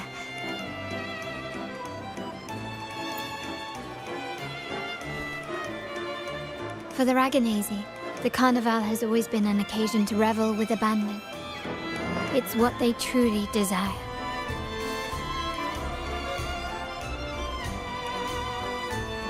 The family is prepared. They'll support our plan should the need arise. We must remain vigilant. The Fraxidus may be lurking, observing our every move. It's nearly time. The troops should be arriving at the harbor shortly. How do you feel? Ready to step into the spotlight?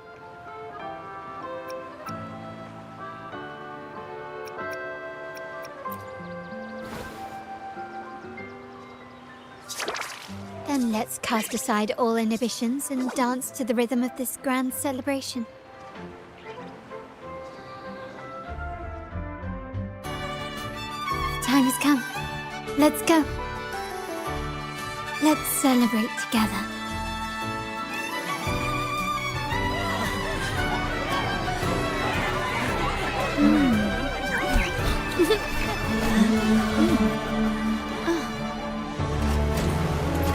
When freedom is unchecked, the insidious evil of division takes root. People of the Center, do not lose yourselves in these fleeting pleasures. Remember what unites us all.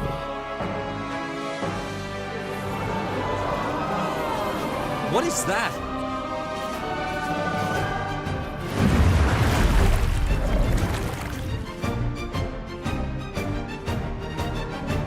Friends! Why lead a life of restraints?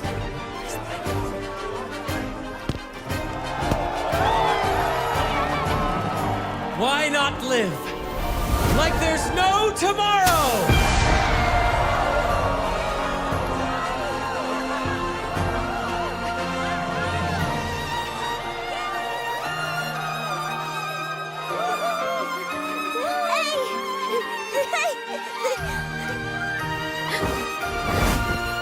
High walls fall fast. All you free spirits, join us to set sail again!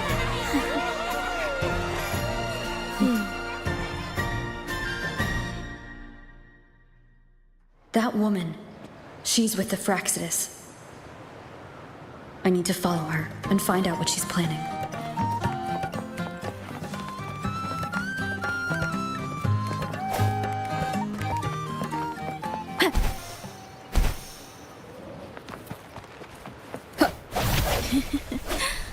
Right this way.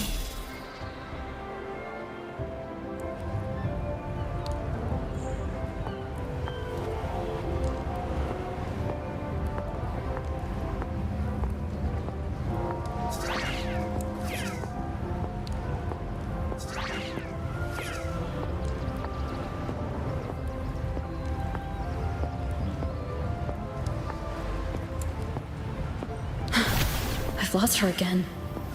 Where is she trying to lead me?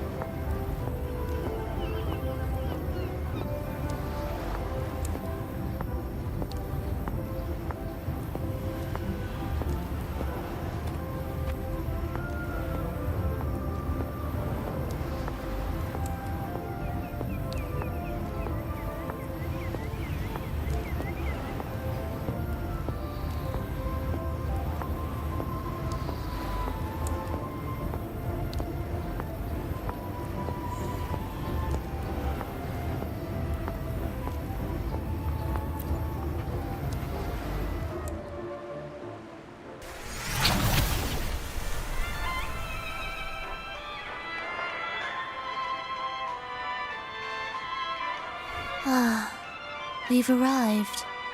Such a small world, isn't it? Aw, don't fret. I've been invited to this grand feast as a conductor. Decadence, indulgence. That's the Carnival. A vivid daydream and grand illusion for all.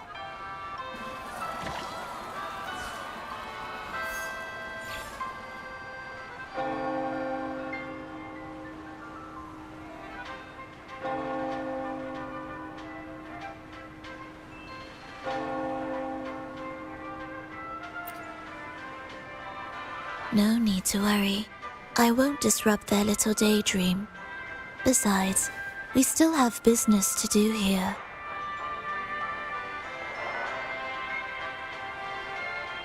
Now that you know what makes the Sentinel so unique, you should know we seek the same thing.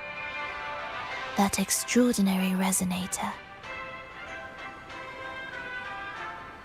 How about I share a little story with you? A gesture of goodwill for our cooperation. Now, patience is a virtue. A story is best enjoyed with a captivating performance, and this stage is perfectly set for it. We're simply spreading the truth through a tale. I'm certain it will pique your interest. So consider this a heartfelt invitation to you and your companions. Join us. Pour your essence into this endless play, and use your humble strength to defy the raging current of fate.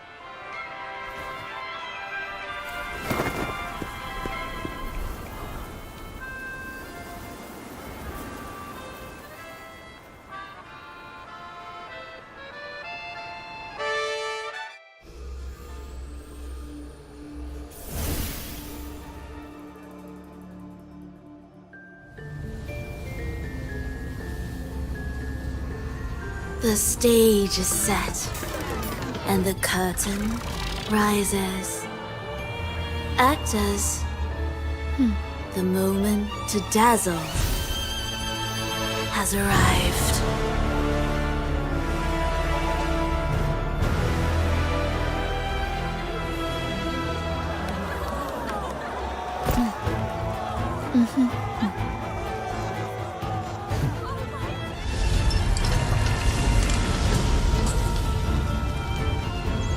The magic is ready to unfold.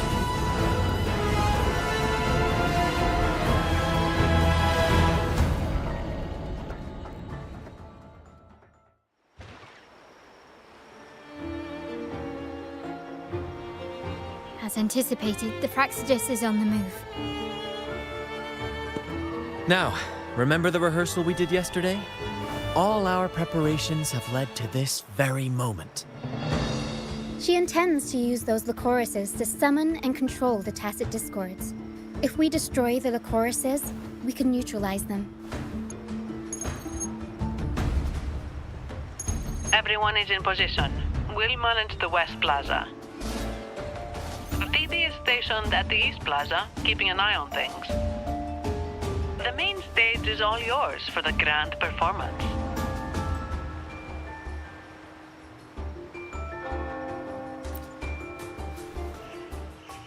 I'll take care of the lighting and create the mood to make the performance stand out. Leave that to me. Ready? The spotlight will be on you two.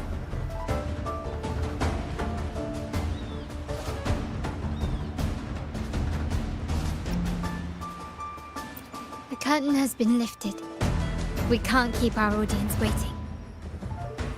Then...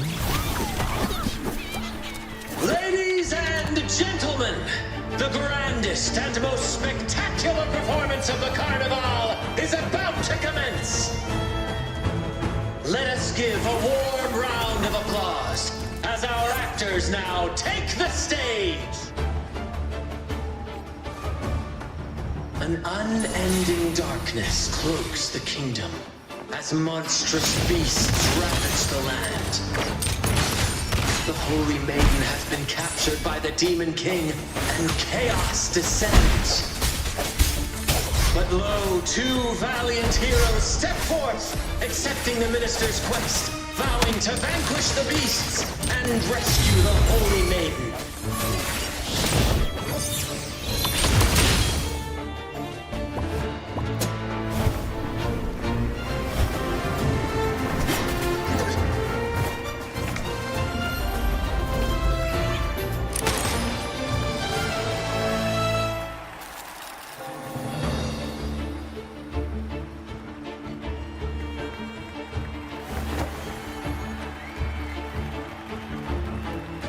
The heroes breach the first barrier, sweeping away the monsters within the city.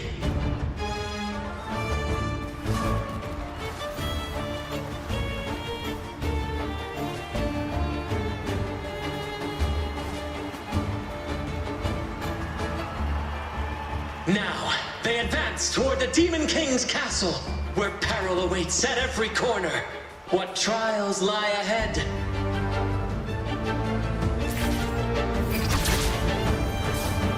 No wall can deter these free spirits. Even the stars seem to cheer.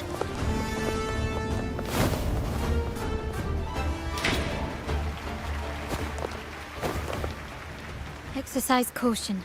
New enemies have appeared.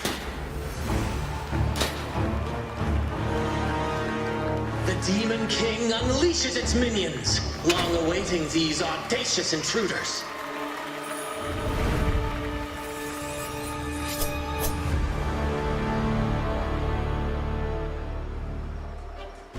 Quickly and swiftly.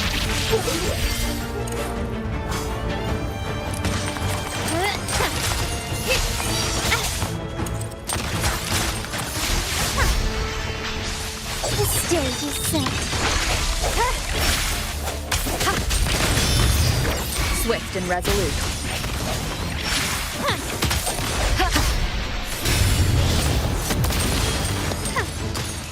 Still recognize me?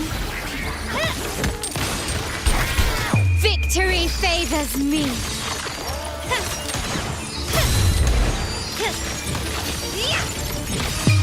A new era awaits. Don't confront them head on.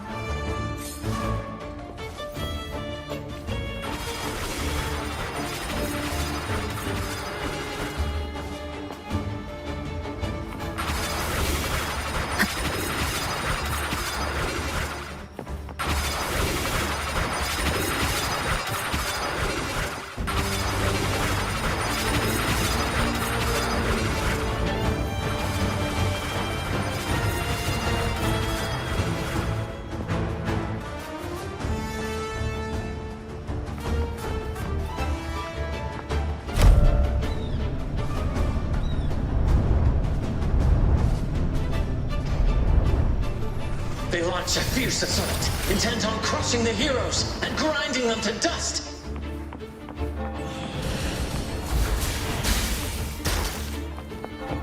Moment of resonance. One with the sound. Swift and resolute. My compliments. Still recognize me?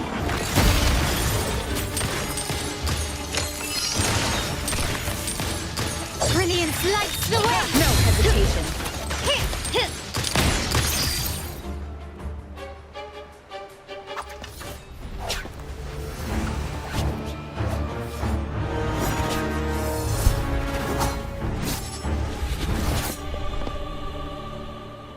Watch out! Now! A sudden twist unbalanced the heroes. Then at this crucial moment, a mysterious figure enters the fray. A divinity sent emissary? Or a spirit from the shadows, perhaps?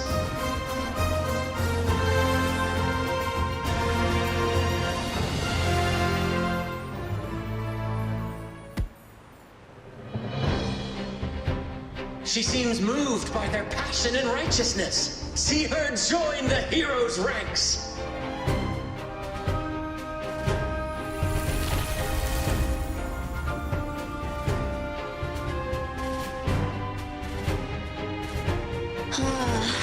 delightful. I await your shallow, bated breath.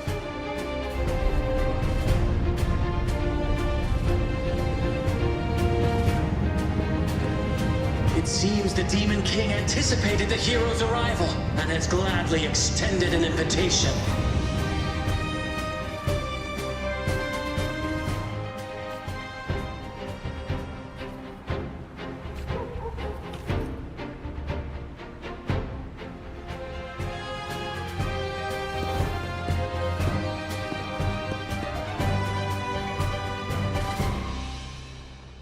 With unyielding determination, the heroes accept the challenge.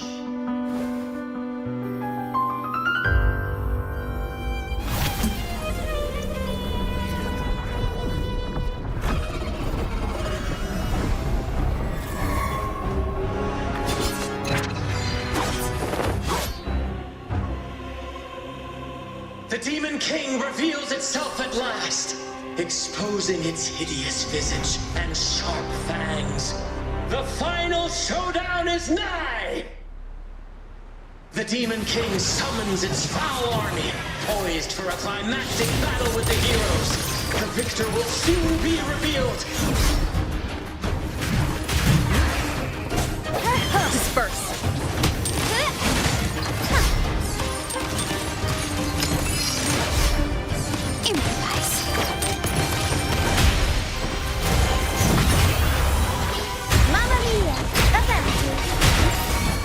Swift and resolute. Bad timing. One with the sound. You will yield. Still recognize me? Break. The end has come.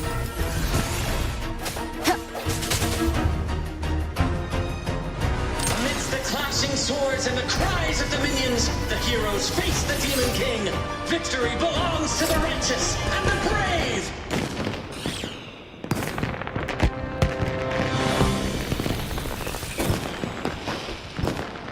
And now, we await the Holy Maiden's return.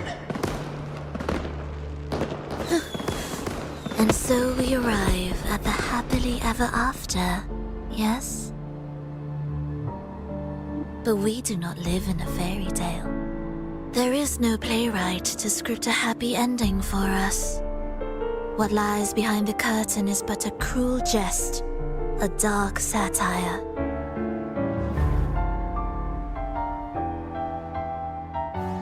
Let me reveal the truth behind that idyllic ending. The Holy Maiden has long succumbed to darkness, drawing power from a heretical force and leading her people into depravity. And the minister, having uncovered this truth, has vowed to root out this corruption himself.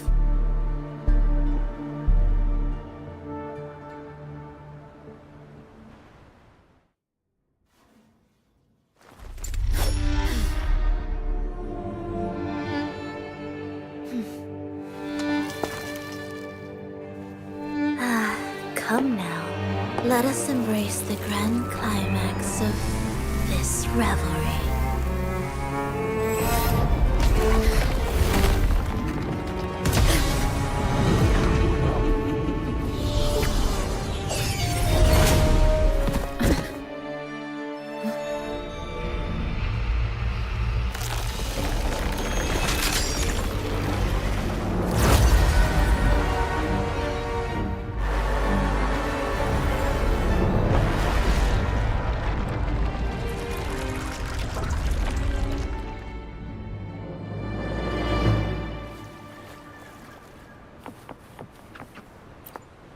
Seems we've received another invitation.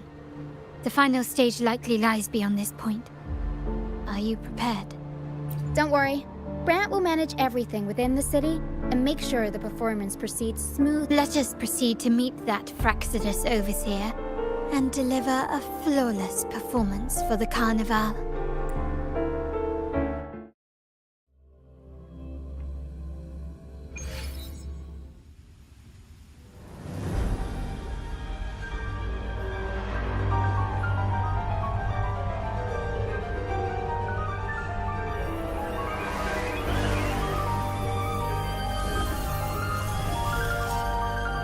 The wildcat has sounded thrice, and the hedgehog four. The peculiar bird sings. The moment is upon us. O benevolent sorceress of realms unknown, I summon you. Grant us a just prophecy, and may fate favor us all.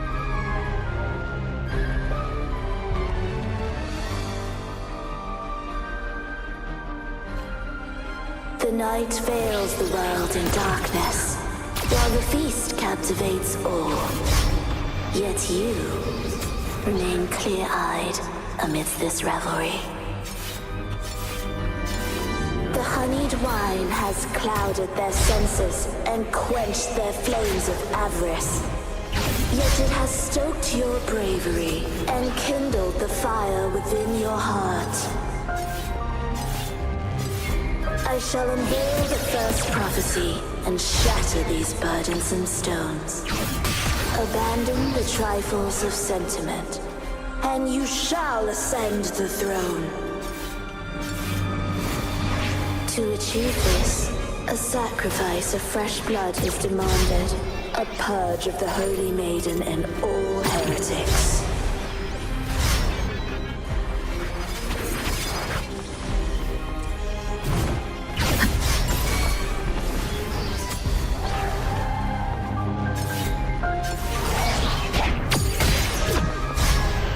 Sounds come forth.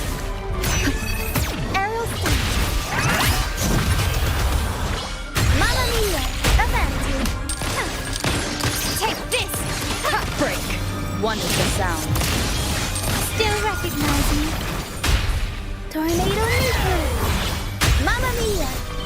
I'll go ahead. Disperse.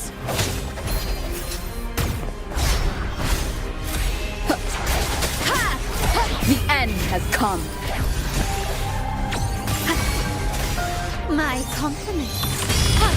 Found your weak spot. Brilliance lights the way. One is the sound. Victory favors me. My king, what halts your advance? You have already tainted your feet in the river of blood. There is no retreat. The path born of injustice must be fortified with further transgressions. The soul must be steeled in bitterness. Thus, I unveil my second prophecy to dispel all illusions. No mortal shall inflict upon you even the slightest harm. And assuredly, you shall find favor with your people.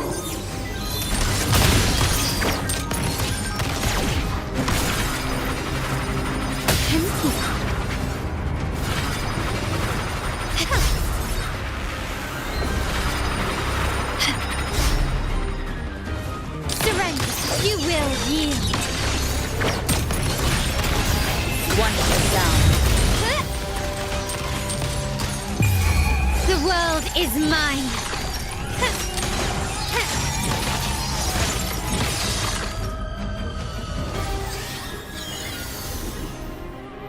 Defy destiny, mock both life and death, and rise beyond good and evil. Abandon all doubt and grasp at unreachable hopes. Now, hear the third and final prophecy. Pleasure born of violence shall end in violence.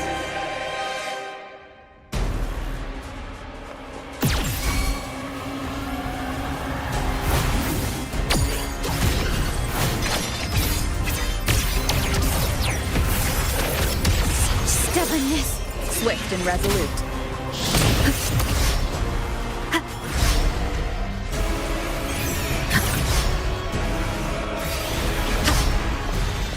Strike from the shadows.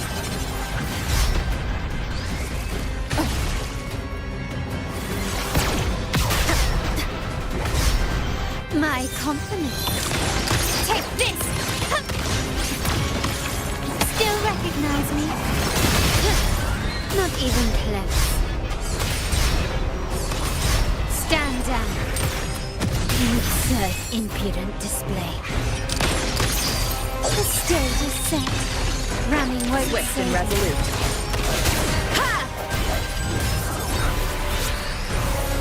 The hour is upon us. Bad. Is that it? Can you keep up? Improvise. Brilliance lights the way. Still recognize me? The world is mine.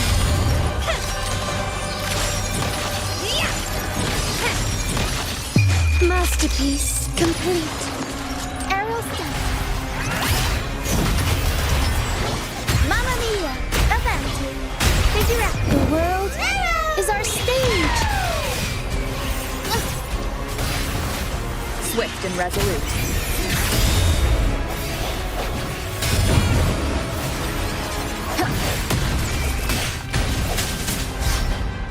Strike from the shadow. One with the sound. My compliments.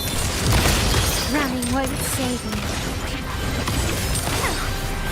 Still recognize me?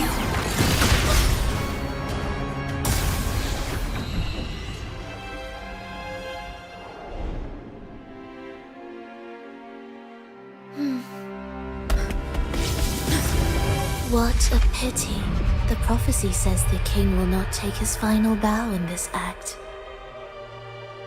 Reality beckons. Have you glimpsed the truth in this dream? 2 prophecies fulfilled, but the third? I await to see how you will rewrite it.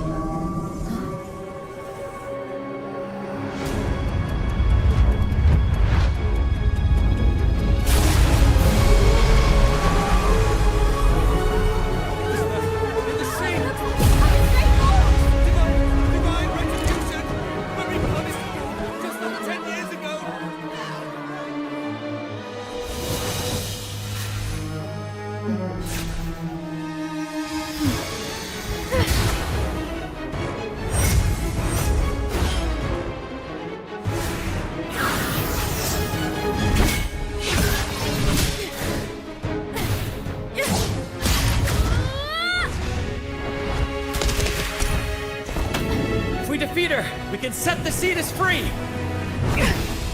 We'll give this performance the perfect finale!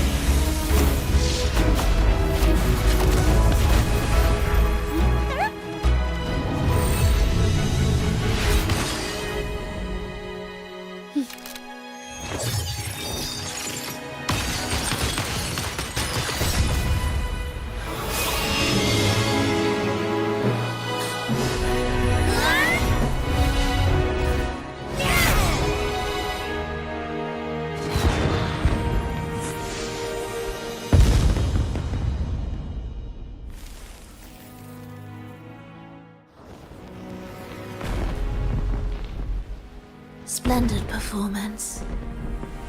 It's almost time for the final bow, but the symphony between us has only just begun its overture.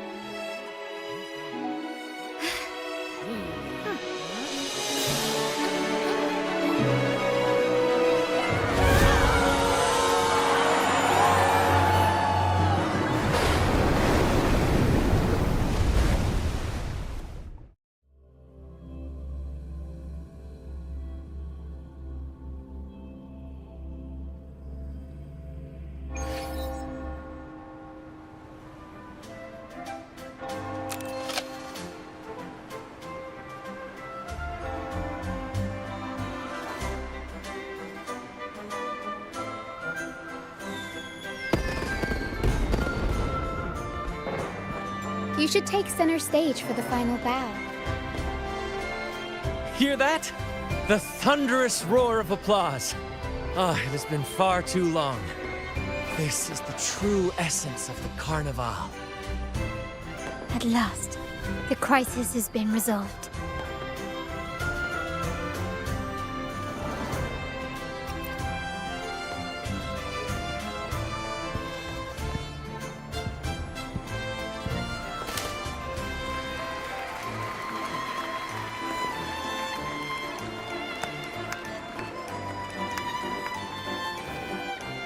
Lady Arbiter, I have heard thy call. I have awaited thee for what seems like an eternity.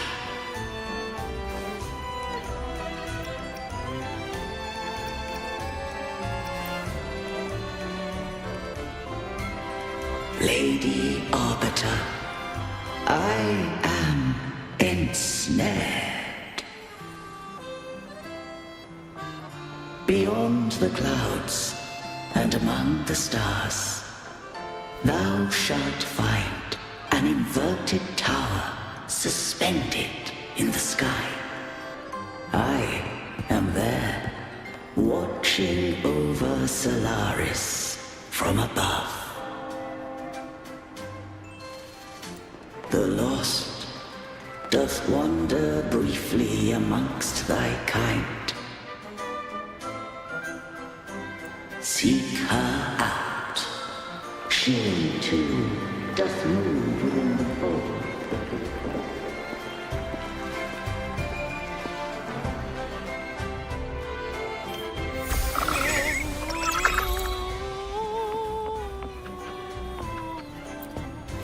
You should take center stage for the final bow. Hear that? The thunderous roar of applause. Ah, it has been far too long. This is the true essence. At last, the crisis has been resolved.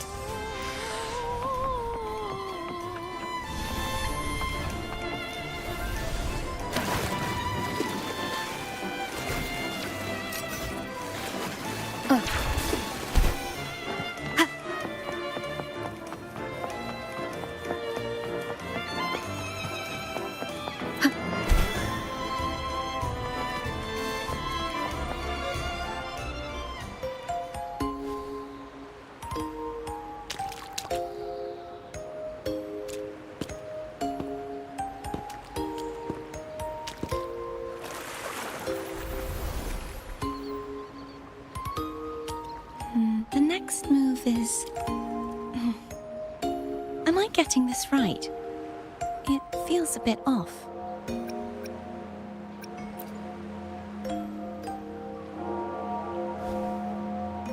You are... No, never mind. Anyway, your performance was splendid.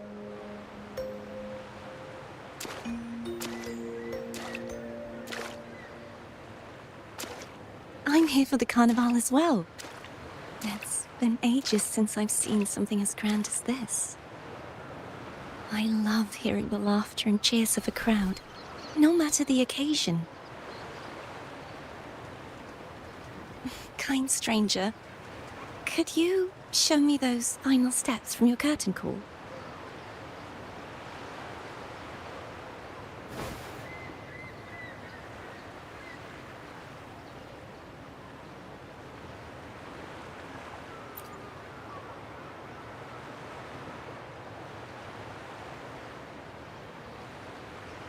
I'm sorry, but I can't stay here any longer. I must return.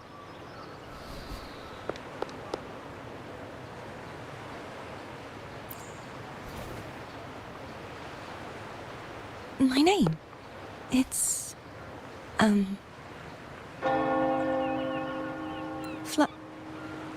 No. I'm Cartothea. Yes, that's right. Cartothea. Farewell, Laureate. I hope that someday I might stand on stage with your troupe. Are you all right? Some family members mentioned you were speaking to a wall.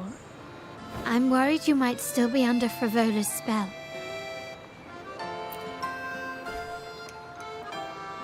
See who? Are you truly all right?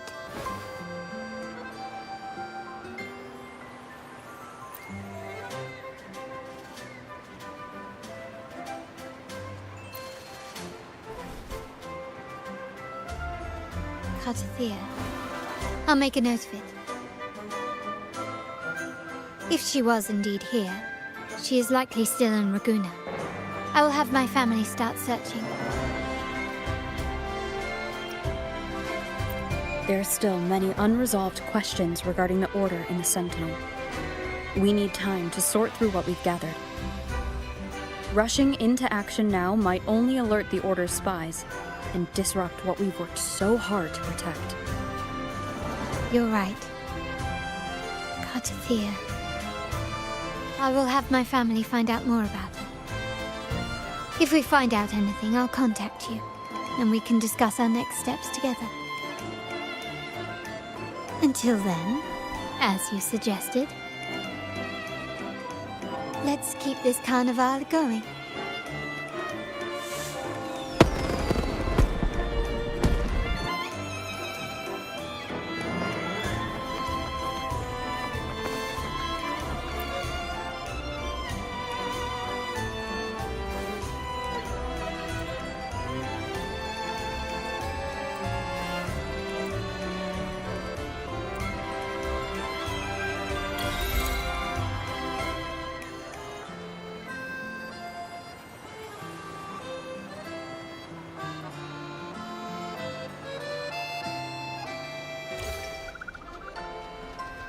Were you awake, Rover?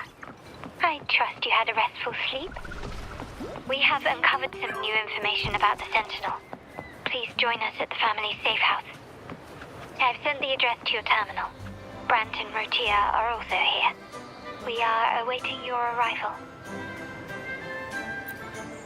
I wish you a wonderful time at the carnival.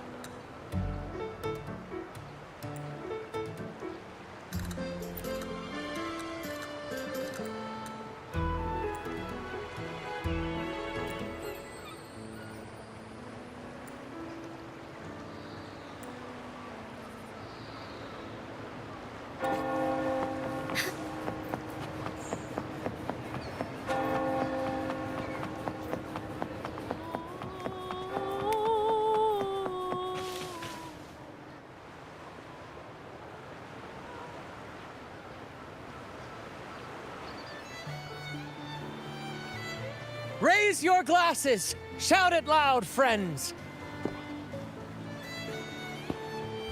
To us! to the Carnival and to our very own laureate. A name that echoes through the world, destined to roam the skies before shaking the earth.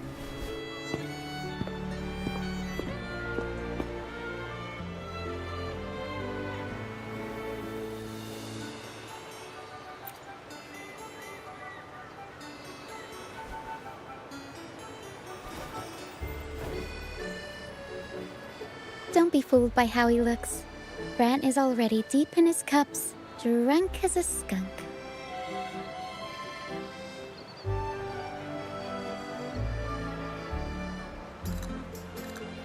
Oh, let him enjoy himself. The taste of victory is still fresh. And after such a battle, we should celebrate to the fullest. Drink your fill, everyone. This round's on me.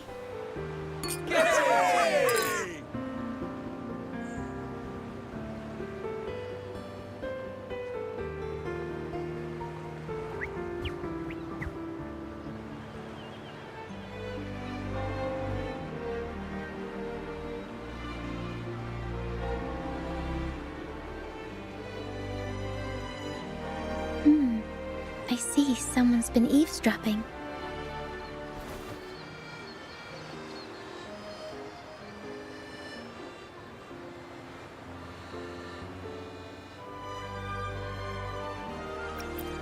A devout acolyte wouldn't enter such a place without a good reason.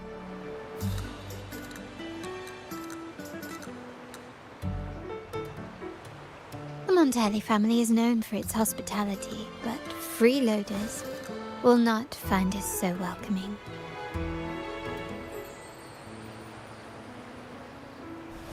Friends, let's keep the mood lively.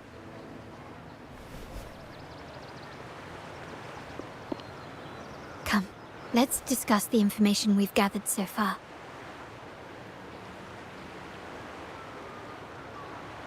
During the carnival, you heard the Sentinel's voice and found a girl named Cartathea. We've dug up some information on her. In the Order, every high-ranking acolyte is given a new name. We contacted the acolyte Phoebe. After some digging in the Order's records, she confirmed that before taking on her holy title, the Blessed Fleur-de-Lis was called Cartathea. But the Blessed Maiden, she martyred herself 20 years ago.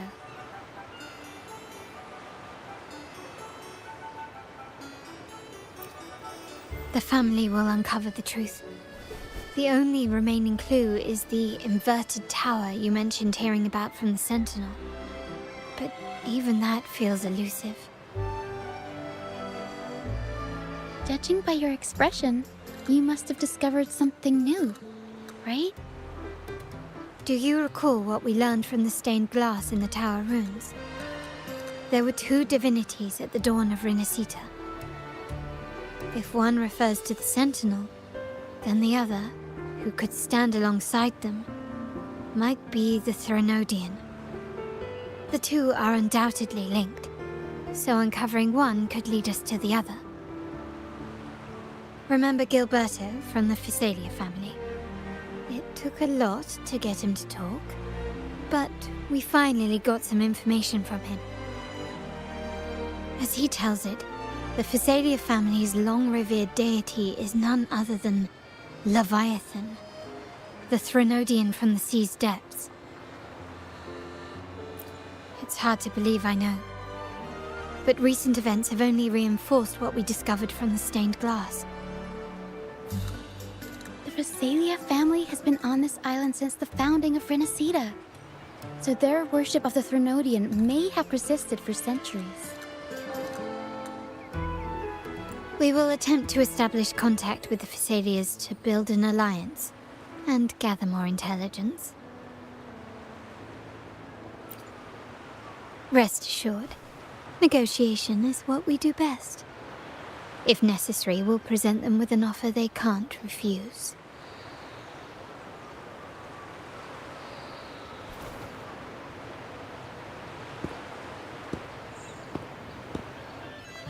Excuse me for the interruption. Greetings, esteemed guest. The Primus wishes to invite you for a conversation at the Cathedral of Mercury. Would you be so inclined? How curious. Since when has the Primus become so interested in social calls? It could very well be a trap. I'm merely conveying the Primus's invitation. The choice is yours.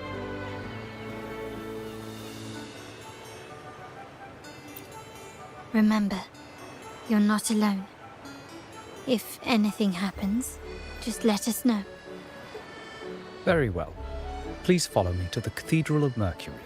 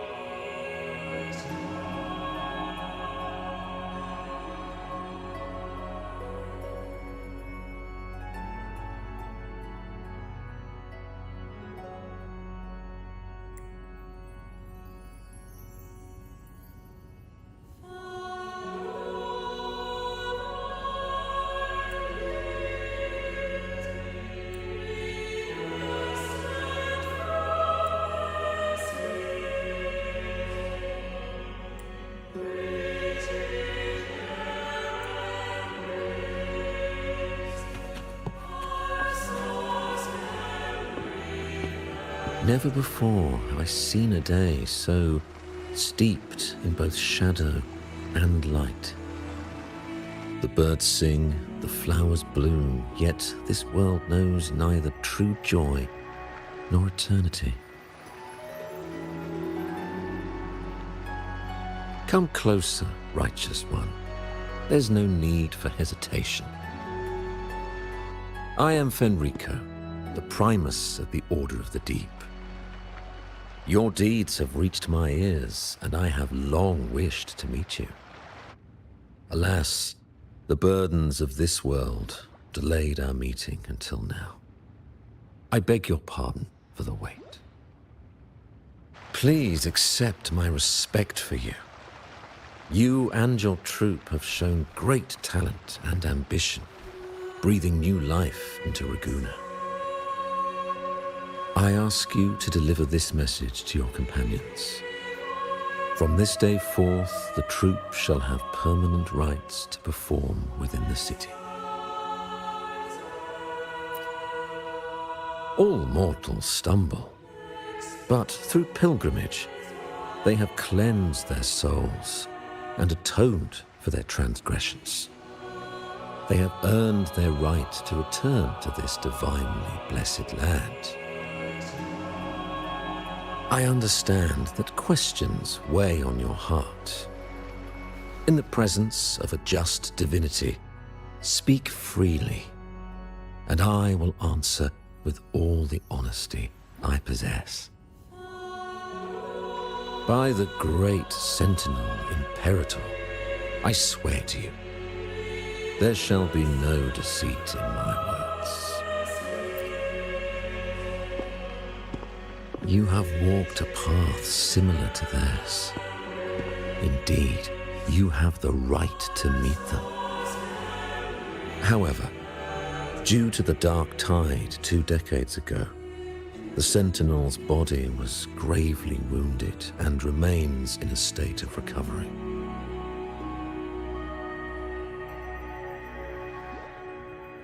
If you wish to meet them, I will convey your request.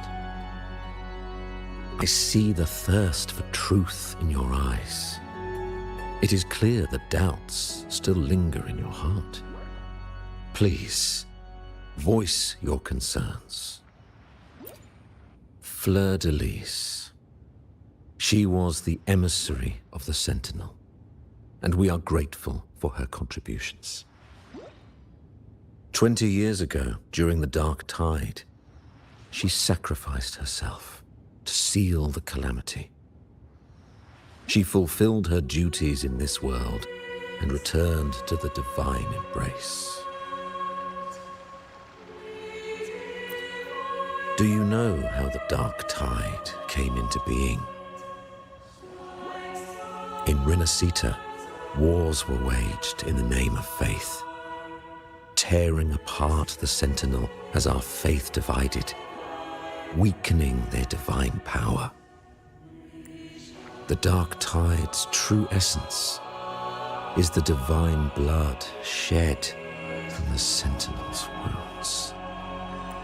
That tragic past left deep scars, and with their divine power drained, they could not prevent the Dark Tide's surge 20 years ago. The Blessed Maiden chose to martyr herself. She once again resonated with the Sentinel and, through her sacrifice, restored some of their divine power, bringing an end to the Dark Tide. Yet, the Sentinel remains in a state of healing and still requires a mortal representative. Following the Blessed Maiden's departure, I was granted new authority to cleanse the aftermath of the Dark Tide. I received the Divinity's blessing and became the new Enlightened One. By their will, I fulfill the tasks left unfinished in this world. Therefore, we must unify all beliefs, ensuring the purity and unity of our will to prevent another tragedy.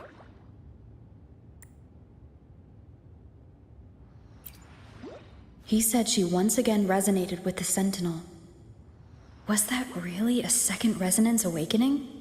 Sentinel Jue had a trial with Jin Shi, but my permission was needed to transfer the Sentinel's power.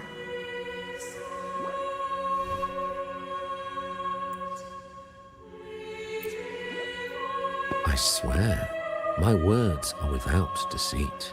I see in your eyes that you have walked further on the path of justice than I anticipated. Oh, dear Sentinel, please forgive my transgressions. The Dark Tide brought us a blood-stained lesson. To keep our people from faltering, I bound myself to silence, locking away what I witnessed on that fateful day. Fleur-de-Lis, the unrighteous, deceived us all. She was not the Blessed Maiden chosen by the Sentinel. The true maiden has yet to reveal herself.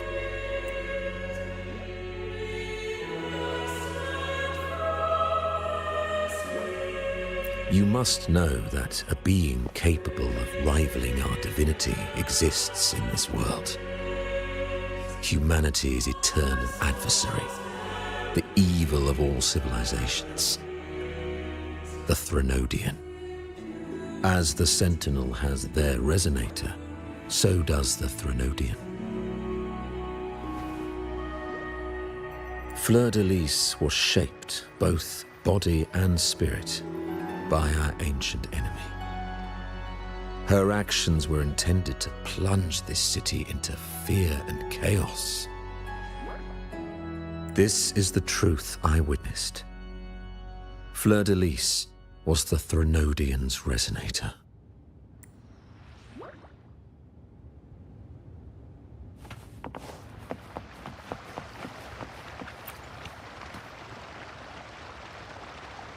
In the presence of the just divinity, feel free to, I swear by the great sentinel Imperator, there will be no deceit in my words. We must create a land that aligns with the sentinel's vision.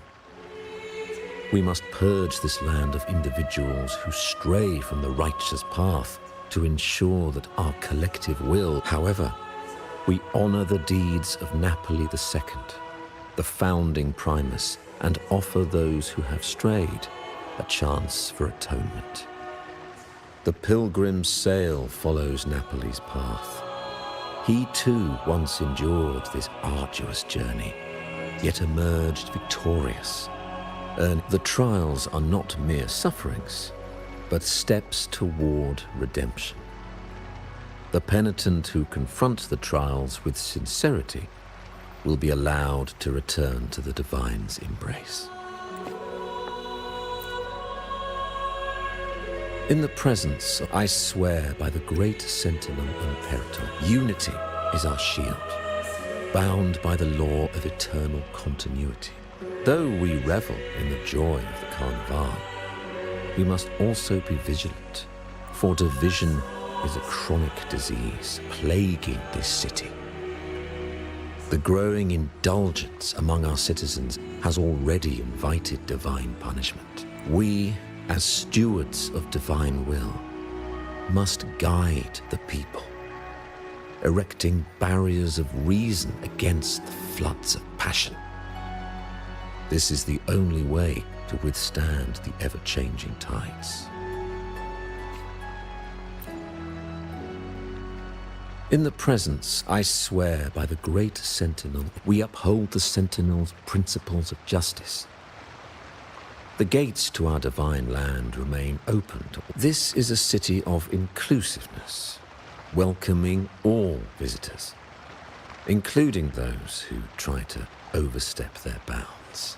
These charlatans misled our people with lies and flattery, diverting them from the divine. But your timely intervention corrected their course, sparing them from a ruinous fate.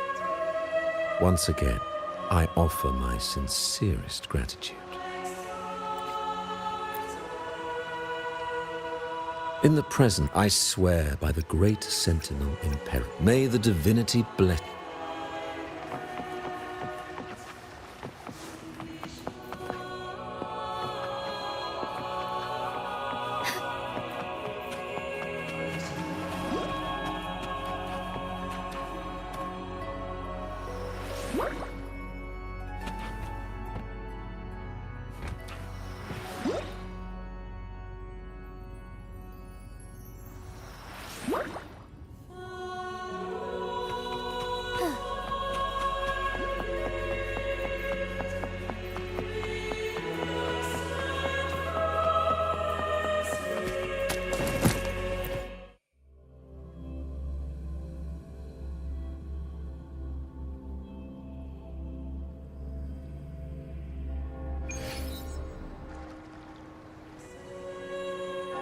How can that be?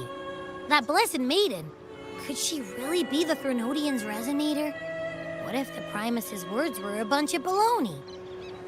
But we saw Cardathia following the Sentinel's instructions. They wouldn't mix up their own resonator, right? Now my head hurts. Who was she really with? The Sentinel or the Threnodian? Well, probably won't get any more answers from him. All the clues we've gathered so far point to the Threnodian. And the Phasalia family worships the Threnodian. We'll have to wait for Carlotta to arrange an audience with them. Something tells me this Carnival is just the beginning. There's more ahead. I'm sure of it.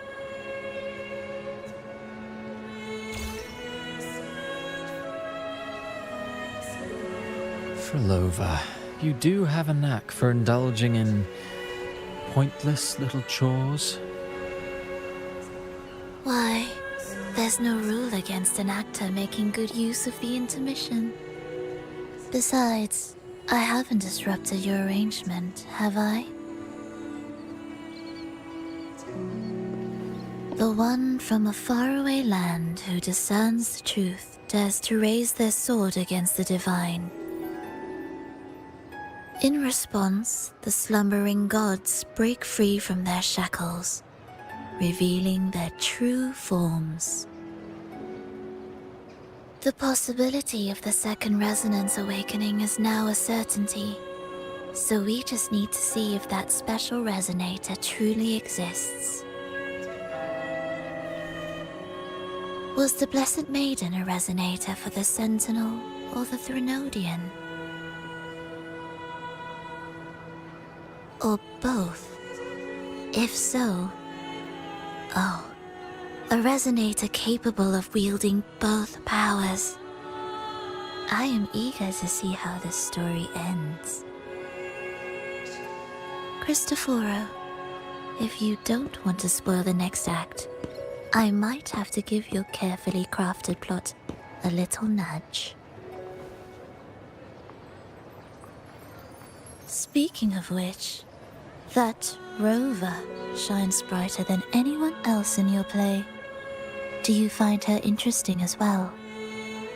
Frolova, it seems we walk different paths. I don't share your fondness for that sort of puppet theater. I merely place the characters on their stage and they act out their fates, driven by their own volition. To remain courageous amidst absurdity, to pursue a spark of divine grace, this, to me, is the truest essence of humanity. Don't you think? Even the most pristine cadence of death pales beside the untamed, fervent, and tenacious spirits of the living. In their journey, they resolutely overcome all obstacles. They pursue, they tear, they burn, simply because they desire to.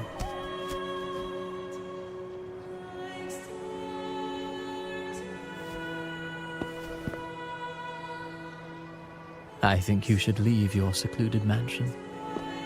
Take a walk and listen to the voices scattered across the world. Perhaps.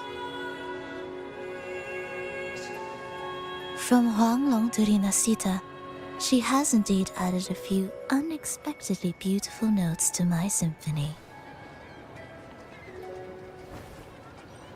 I am certain that, even without any direction, she will walk the path that destiny has laid before her. All things ascend toward a singular point of convergence, and what awaits at the end is immortality. Before the tides of fate, we are all but humble servants.